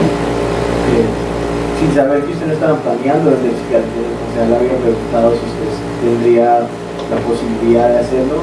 Dice el abogado que no, porque no tenemos licencias disponibles, pero como usted me ha demostrado que lo quiere hacer, Tal vez en el futuro, pero por el momento no. yeah, so he's not planning to, so maybe in the future, maybe he's not file an application.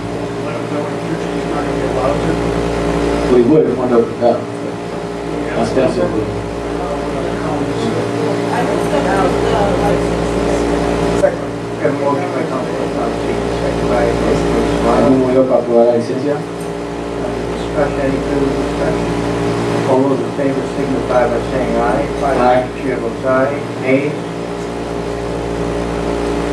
Se va a aprobar, mano. That's the one.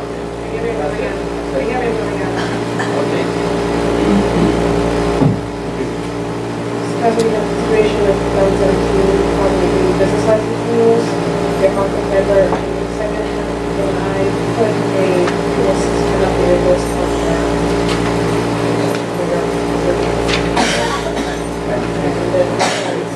One next, which one next? the very last, Buffalo Lions. Mr. Chairman, I make a motion to approve the license.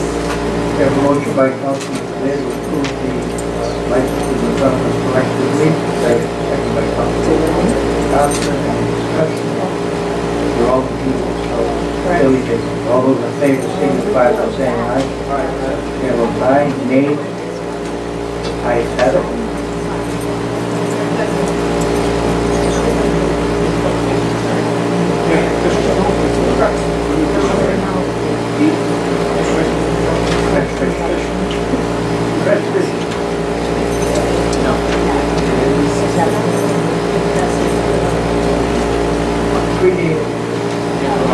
We had, we're now at 7 president's correspondence. And there's for this council, this resolution by Roger Williams University School of Community Studies, organizational leadership. We missed, no, we have a hearing, lease agreement. Oh, release They're it. gonna send their lease. I will also be translated. Okay. Okay. Now, recess. Wait, that money, please. I think we can. Sonia. Sonia? You want me to pause this or no? No, no.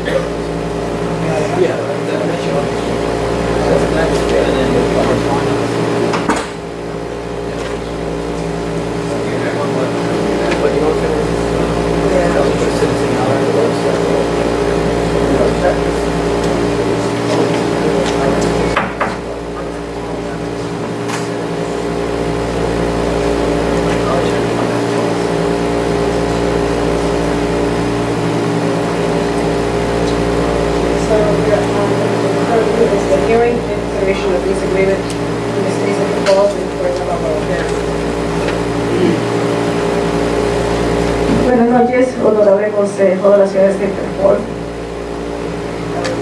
Mi nombre es Heidi Maldonado y yo soy la directora ejecutiva de Fuerza Laboral y también soy residente por 14 años en la ciudad de Centerport, en el 92 de la calle Clay Street. Good evening, everyone. This is Heidi Maldonado. She's the executive director of Fuerza Laboral. She is also a resident of Central Falls for the last 14 years at 92 de la calle Clay Street. 92 Clay Street. Bueno, estoy aquí porque básicamente pues nosotros, nuestra organización, nuestra comunidad desea que se considere ustedes la renovación del acuerdo de arrendamiento que tiene la ciudad de Centerport con el Power Network, que es una iniciativa de desarrollo económico. Un poquito más lentito para She's here for consideration to renew the lease agreement between Power Network and the City of Central Falls. I just want to remind the council, it's been 1 year, there's no problems, everything worked out. It worked out fine, as far as I'm concerned, no problems. No one else was looking for that space, and we're bumping into each other. It just takes me. And so, thank you for the patience.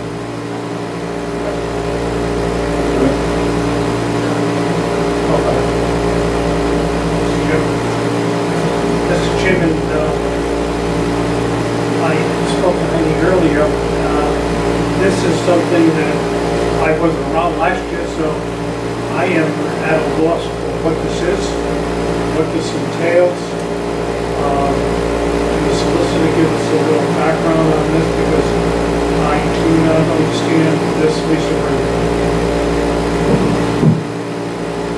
Councilman, I'll do my best to speak from my memory from when this was proposed last year. Maybe either Heidi or Joshua can fill in gaps, but my understanding is that Torsa, as a leading community organization in the city, applied for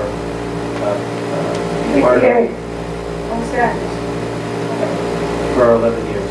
That applied to be part of an organization called the Power Network, which is part of building sort of grassroots economic development strategies. And part of that application was a commitment from the municipality where you're located, either in money or resources. And the city, in lieu of not having money, agreed to house the business incubator. And for the last year, they've on and off used the third floor as meeting space. And this would renew that agreement for 1 more year. Do you want to use that? Yes, you understand. Mr. Solicitor, is it my understanding part of this agreement is that we allow the organization to utilize for meeting space just the third floor office room for office hours? I'm not sure if there's anything else. There's nothing else. The other parts of the building are subject to reservation by anyone in public.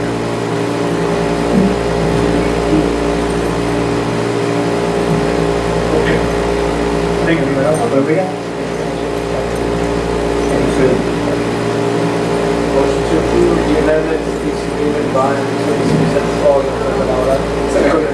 Motion by Councilman Katz, second by Figueroa, and Councilman Solano. All those in favor signify, further discussion. All those in favor signify by saying aye. Aye. Chair votes aye. Yo quiero decir algo. La última reunión que nosotros estuve aquí, que la concejal Fonseca hizo la resolución para el proyecto de cooperativa de trabajadores. She just wants to say something. She said the last time that she was here in front of the council, Councilwoman Fonseca had submitted I believe it was a resolution in support of the co-op labor. Nosotros en los últimos 3 meses hemos hecho un trabajo arduo para introducir la legislación y gracias al apoyo de muchas organizaciones y el trabajo extraordinario que hizo la representante Shelby Maldonado, nosotros logramos pasar la legislación en la Casa de Representantes con una votación unánime. She wants to let everybody know that after 3 months of arduous work and cooperation, organization, and through the support, the tireless effort of Representative Shelby Maldonado, we were able to get this approved and the State House by unanimous vote. Y una cosa interesante fue que cuando el speaker Martinello dijo, ¿quiénes de aquí, aparte de la representante Shelby Maldonado, son los co-sponsors? Más de la mitad de los representantes se pusieron de pie apoyando este proyecto. Another interesting thing to note is when the Speaker of the House, Speaker Mariello, asked the House who here besides Representative Maldonado is co-sponsor for this bill, over half of the representatives support.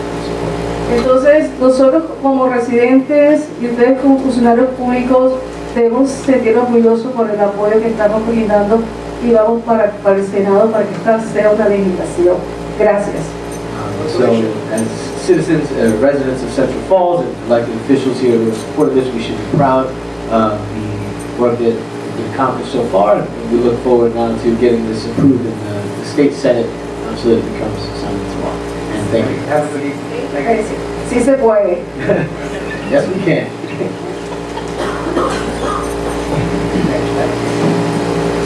Correspondence. Item 1 is presentation by Washington University School of Athletics. Presentation titled Organizational Leadership Management in the Class. Organizational Leadership Management and Change in Community-Based Organizations. I believe everyone got that in the packet, as they did with the next item, the memo on Memo from the Burrillville Town Council, President John G. just correspondence. What we have. I just have a question on this, communication with the city, Central Falls City Council. Who did they speak to? I know they didn't speak to me. I believe they Proceeded or? So this came about through our partnership with Roger Williams University. The city has a memo of understanding with them, and one of the professors there reached out to me for things going on at the high school, and he started talking about the city. And I told him something that we could use his assistance on his communication within City Hall, and particularly trainings for city councilors. So their spring class, takes about 5 students, and the whole spring semester they studied the city. A few of them actually came to our council meetings, so they were able to see firsthand the council. And Councilwoman Rivera and I, and our chief of staff, Joshua Giraldo, actually went to Roger Williams to speak to the class, and they asked us a bunch of questions about the council, the city, and for the final presentation, which we were all invited to. I invited everyone. During the council meeting, I invited everyone. And Councilwoman Rivera attended, and also Councilman Figueroa attended, along with Doc. So that's how this came about. And those are their recommendations.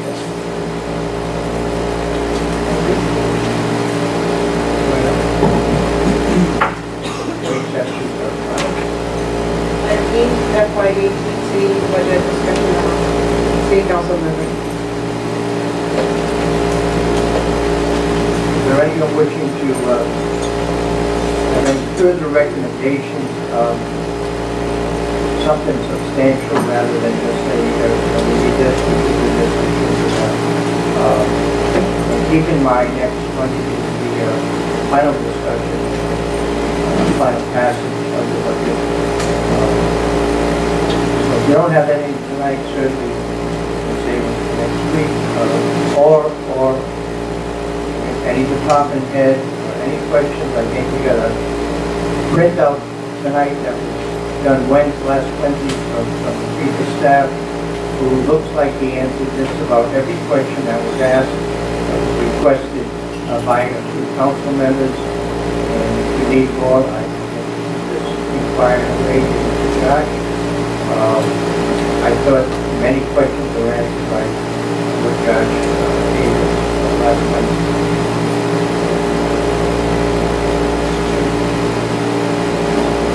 Chairman, I appreciate the response from the chief of staff. I gave the chief of staff some additional questions that were not fulfilled, but he can work on as quickly as possible to get to us. And I think you councilmen have a copy of that.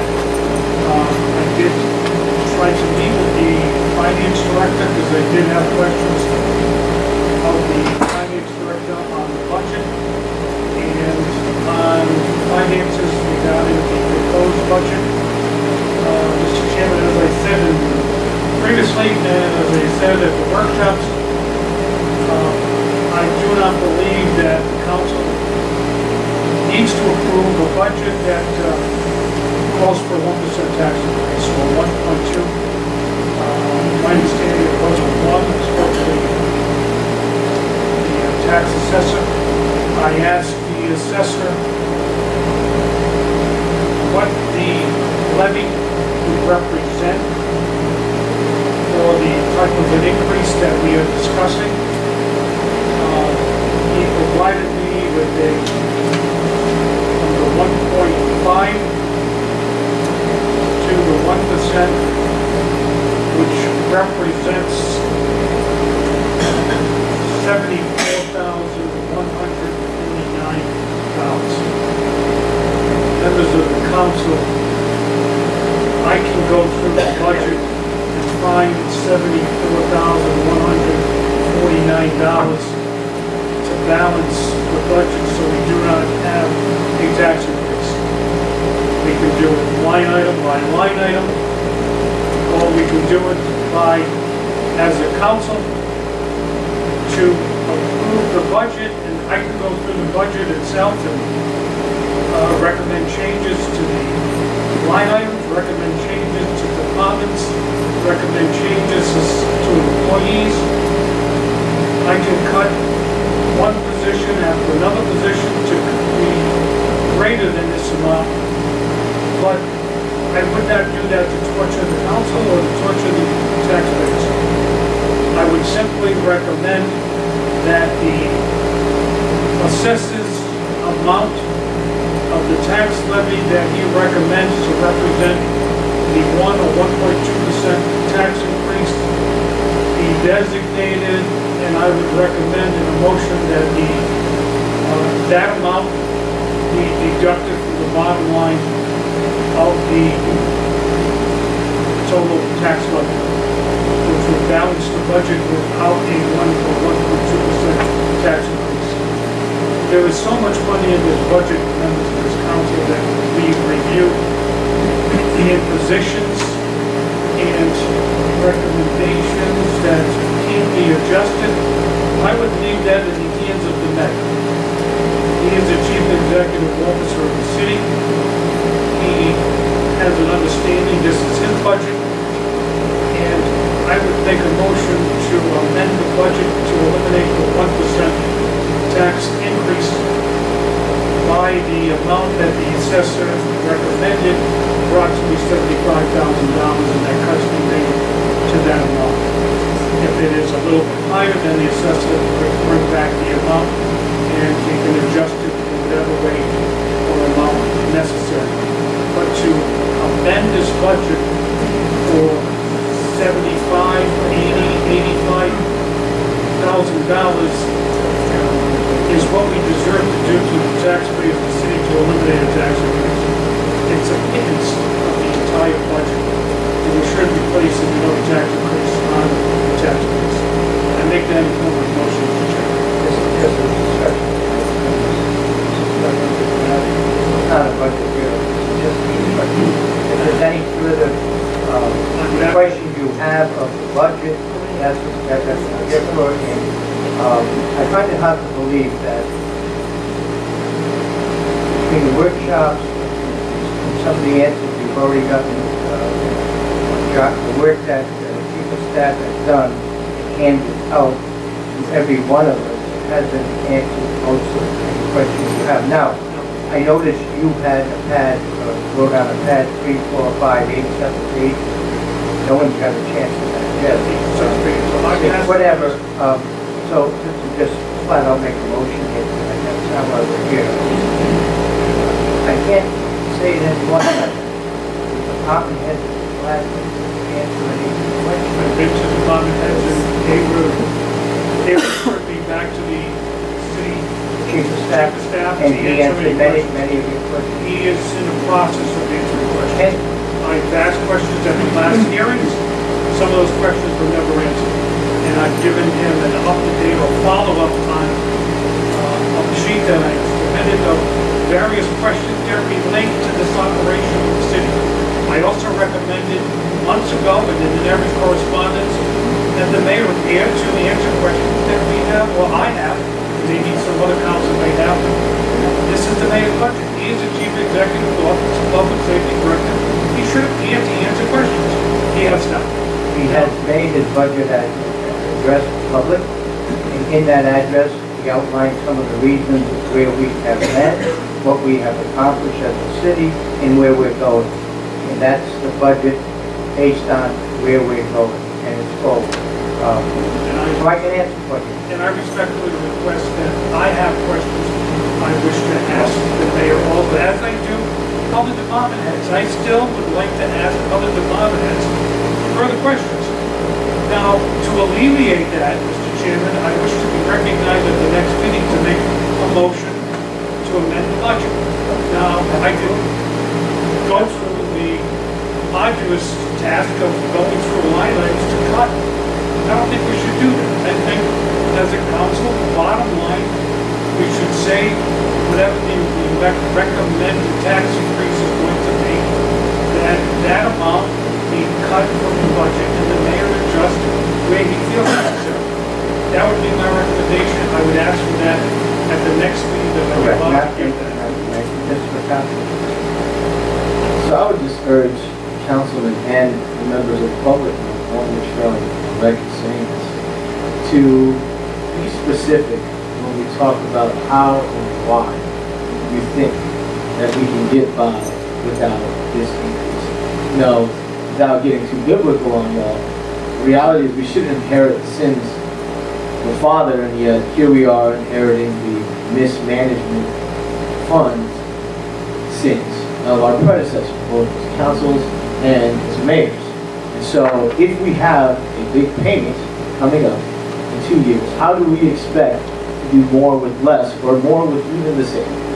Which that seems to be the proposal. Some folks have advocated for tax cuts, others are advocating for taxes remaining the same.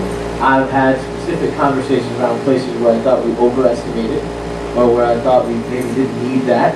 And I've had those conversations both with the mayor, with the staff, and with those department directors, and I think some of the changes in our most recent amendment reflect that. But instead of speaking in these kind of broad strokes of we either want nothing or we want less, just doesn't really get to the heart of we need to do more. And so how do we do that? That was the question of three councilmen. I would be very happy to go through and tabulate more than the 75,000 or whatever, 80,000 that we would need to make those cuts possible. This is the mayor's budget. So in deference to the mayor, instead of telling him which line items we're going to cut, it's our responsibility to then give the mayor a budget. He has requested the top amount he wants. The council decides the amount they want to approve. If we say to the mayor, we're going to approve a budget, your budget request minus, let's say, $100,000, then come back and adjust, amend your budget, and come back to us. That is in deference to the mayor as the chief executive officer to make the adjustments where he feels necessary. I can go through this with some financial consultants and find this amount of money and come in and say, you know, this person needs to be reduced 5,000. That person could be reduced. This project could be reduced.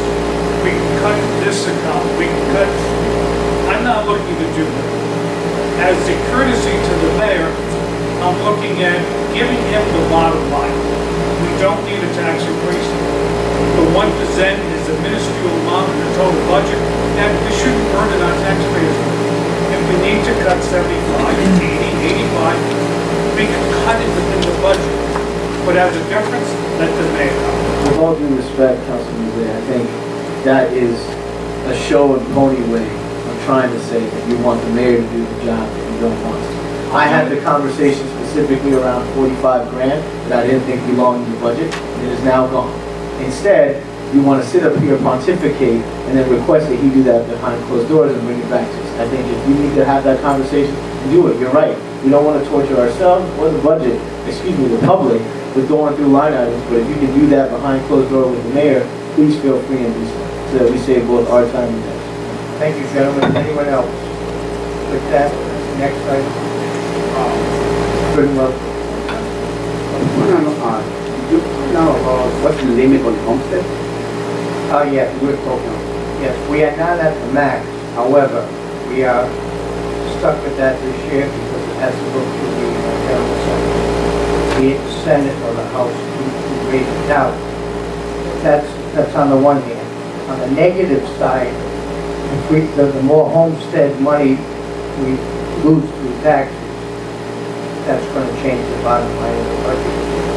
So if in fact we raise the homestead this year and just say it's going to be $200,000 total that we're not going to have on the income side, now what do? We're going to be short on the revenue side. But it does have to be done through the General Assembly. And we did increase it last year, but I don't believe we're at the maximum. I would say it's too late at this point. That we know better to raise the homestead.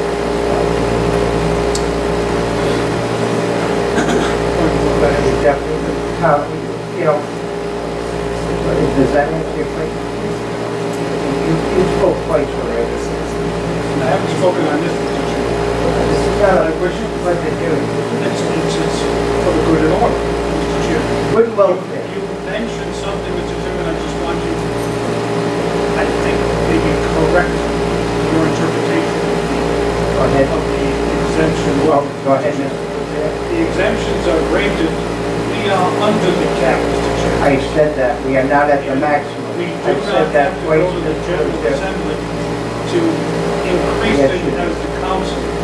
We are within the cap limit. If the council wishes to increase our exemption to property owners, we can do that. Presently, Mr. Chairman. Point of order, city solicitor, can you address this issue so we can move on?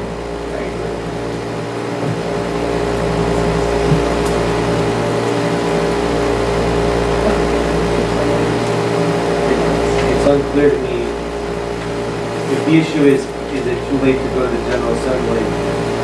I would speculate that it's never too late until the Assembly adjourns, but speculation is that they're going to adjourn next 2 weeks. Clarification, I believe the misunderstanding was whether or not you need General Assembly permission to raise the homestead tax. You do not need General Assembly approval.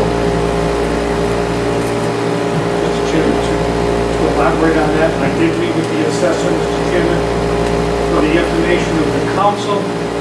Every homestead in the city is presently under, it was reduced, it is presently under an exemption which equals $779.19 per homestead.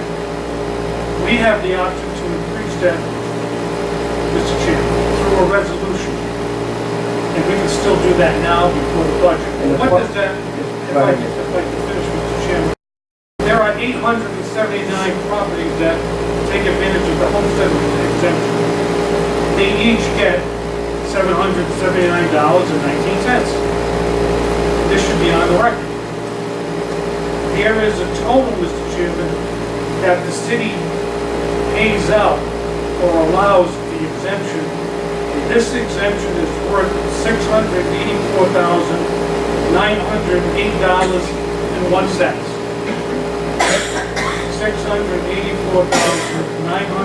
$684,908.01.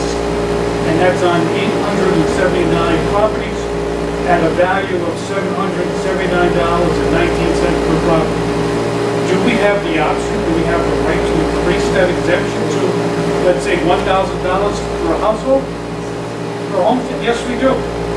I recommended that previously. I think that's an option, but that is an option, Mr. Chairman, that he would have to calculate the cost of increasing that amount from $779.19 to whatever amount we figured, have the assessor calculate that, and what would that represent in taxes? That's something that we would have to discuss if we wanted to do that. I would have recommended that at the beginning of the process. I'm not sure about now. Do we have enough money in the budget to cover increase in the homes and exemption? In my opinion, yes, we do. Can we still do it? Yes, we can. I disagree that we would have enough money to cover additional homestead, and I explained that. Go back to the General Assembly, actually you and I spoke to Representative Maldonado, she mentioned the General Assembly, I believe. But that's neither here nor there. The bottom line is, if we increase that homestead at this point, what's that going to do on the revenue side? You have to adjust. So we're going to go back to, might start all over. We're going to make a big difference. You have to adjust. Mr. Lazier, first of all, I own a home. I take advantage of homes. I would love to see it. That's not feasible, particularly at this time during the budget process. See, Mr. Chairman, I disagree. You disagree with a lot of things. I'm not going to argue That's why I with you. speak up, Mr. Chairman. You're wonderful. Under good welfare. Under good, I'm sorry, I want to thank all those council members that sat on stage at the wonderful Central Falls High School graduation. I thank you. I think it represented the city council and the city, with the council being there, and the mayor being there. I think that's a good look, and I think people appreciate it. So I'd like to thank you. Mr. Chairman, on the good welfare, I was at the city hall earlier, and I found out that Wood Street is being repaved. I didn't know about it. I don't know if the other council people knew about it, or the public knows about it. It says Hunt Street repaving, the city will be repaving Hunt Street portions of the road will be closed beginning Tuesday, June 13th. Thank you by the mayor. I'm pleased that we were able to do this time. It's your information. It's going to be in conjunction with the new cost. I didn't know we do this now, but that's what you. It fits in nice with the new cost. So, under the good, I would just like to say congratulations to the graduates from the Segway Institute for Learning, which had their graduation last week. Congratulations to the graduates of Central Falls High School. Love to let everybody in the council know that, and I'm sure you've received this in your correspondence, this Thursday, Calcut will have their stepping up ceremony for middle school, and Blackstone Valley Prep Middle School 1 here in Central Falls will also have their stepping up ceremony where the mayor will be present to speak. I would love it to go on the public record, and if you guys could let your friends and family members know that summer meals will begin at 3 different sites in Central Falls. So at Margaret Robertson School on 134th Hunt Street, starting July 11th to August 3rd, there will be meals Monday through Friday, 8 to 9 a.m., and lunch 11:30 a.m. to 12:30 p.m. At Calcut Middle School, starting on June 30th up until August 11th. There will be breakfast meals served Monday through Friday, 8:15 a.m. to 9 a.m., lunch 11:30 a.m. to 12:30 a.m. And at the Learning Community on 21 Lincoln Ave here in CF, we will start having free meals on July 10th, going through August 4th. Monday through Friday, breakfast 8 to 9 a.m. and lunch 11:30 to 12:30. I'll be there for you. Can I ask that those dates and the other dates, if the city just maybe email those to us? Sure, I can forward that to you as well. I know most schools will be sending the correspondences home, but I will send it along as well. Anyone else have a good comment? Are we doing any other budget workshops, Mr. Chairman? But again, I urge you, if you have any of your final questions, thoughts, recommendations, again, you know, you're talking in generalities, but there's not many specifics. Thank you. Motion to adjourn at 8:21.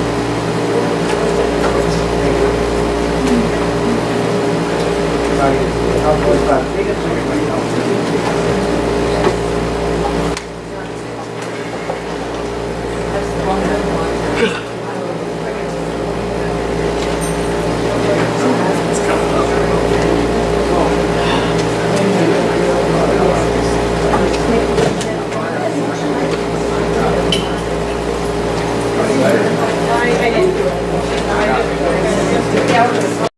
There are 879 properties that take advantage of the homestead exemption.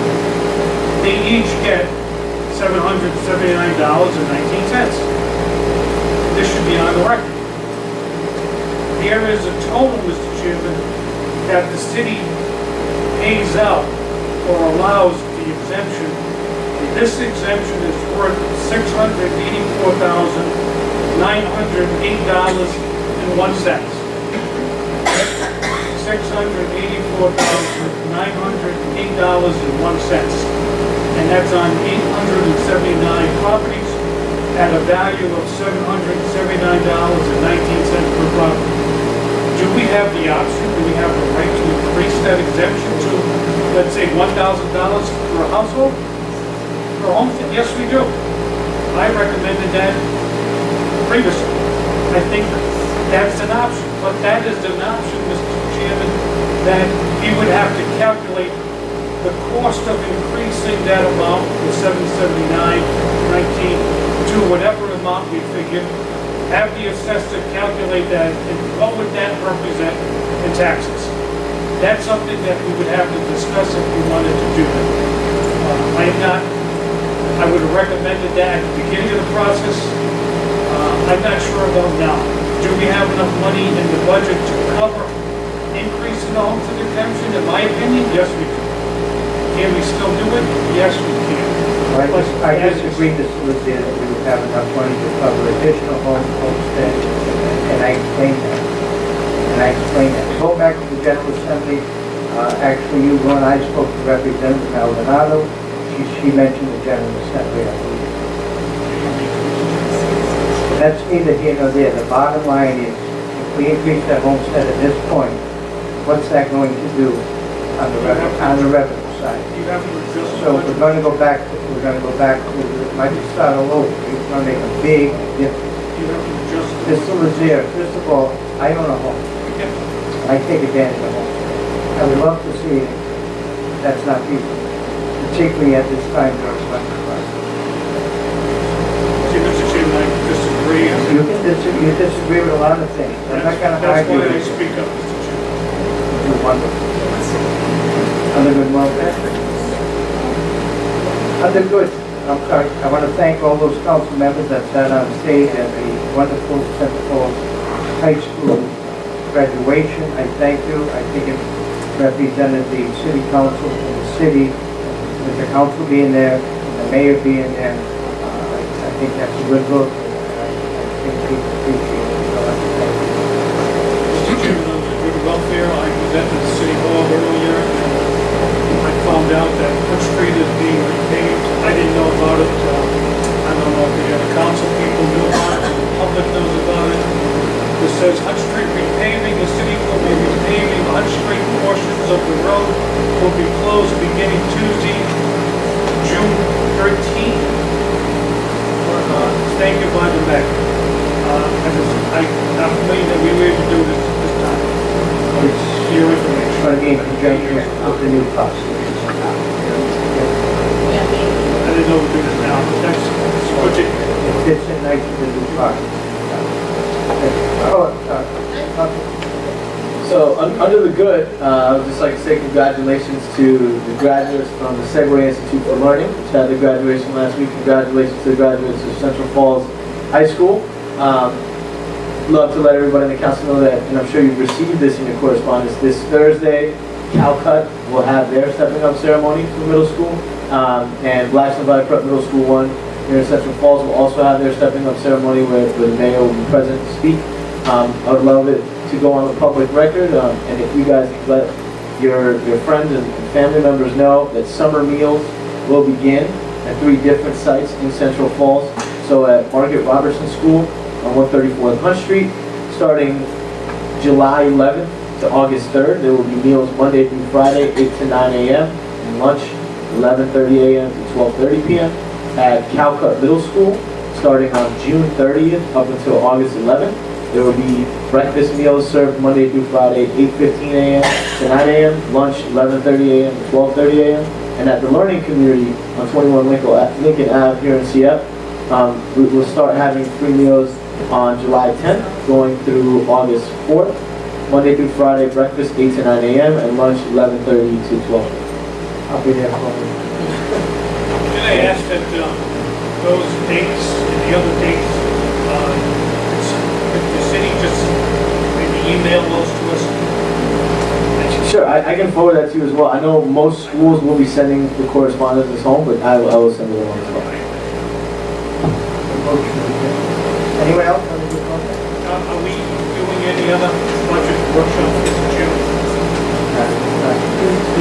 But again, I urge you, if you have any of your final questions or recommendations, again, you're talking in generalities, but there's not many specifics. Thank you. Motion to adjourn at 8:11.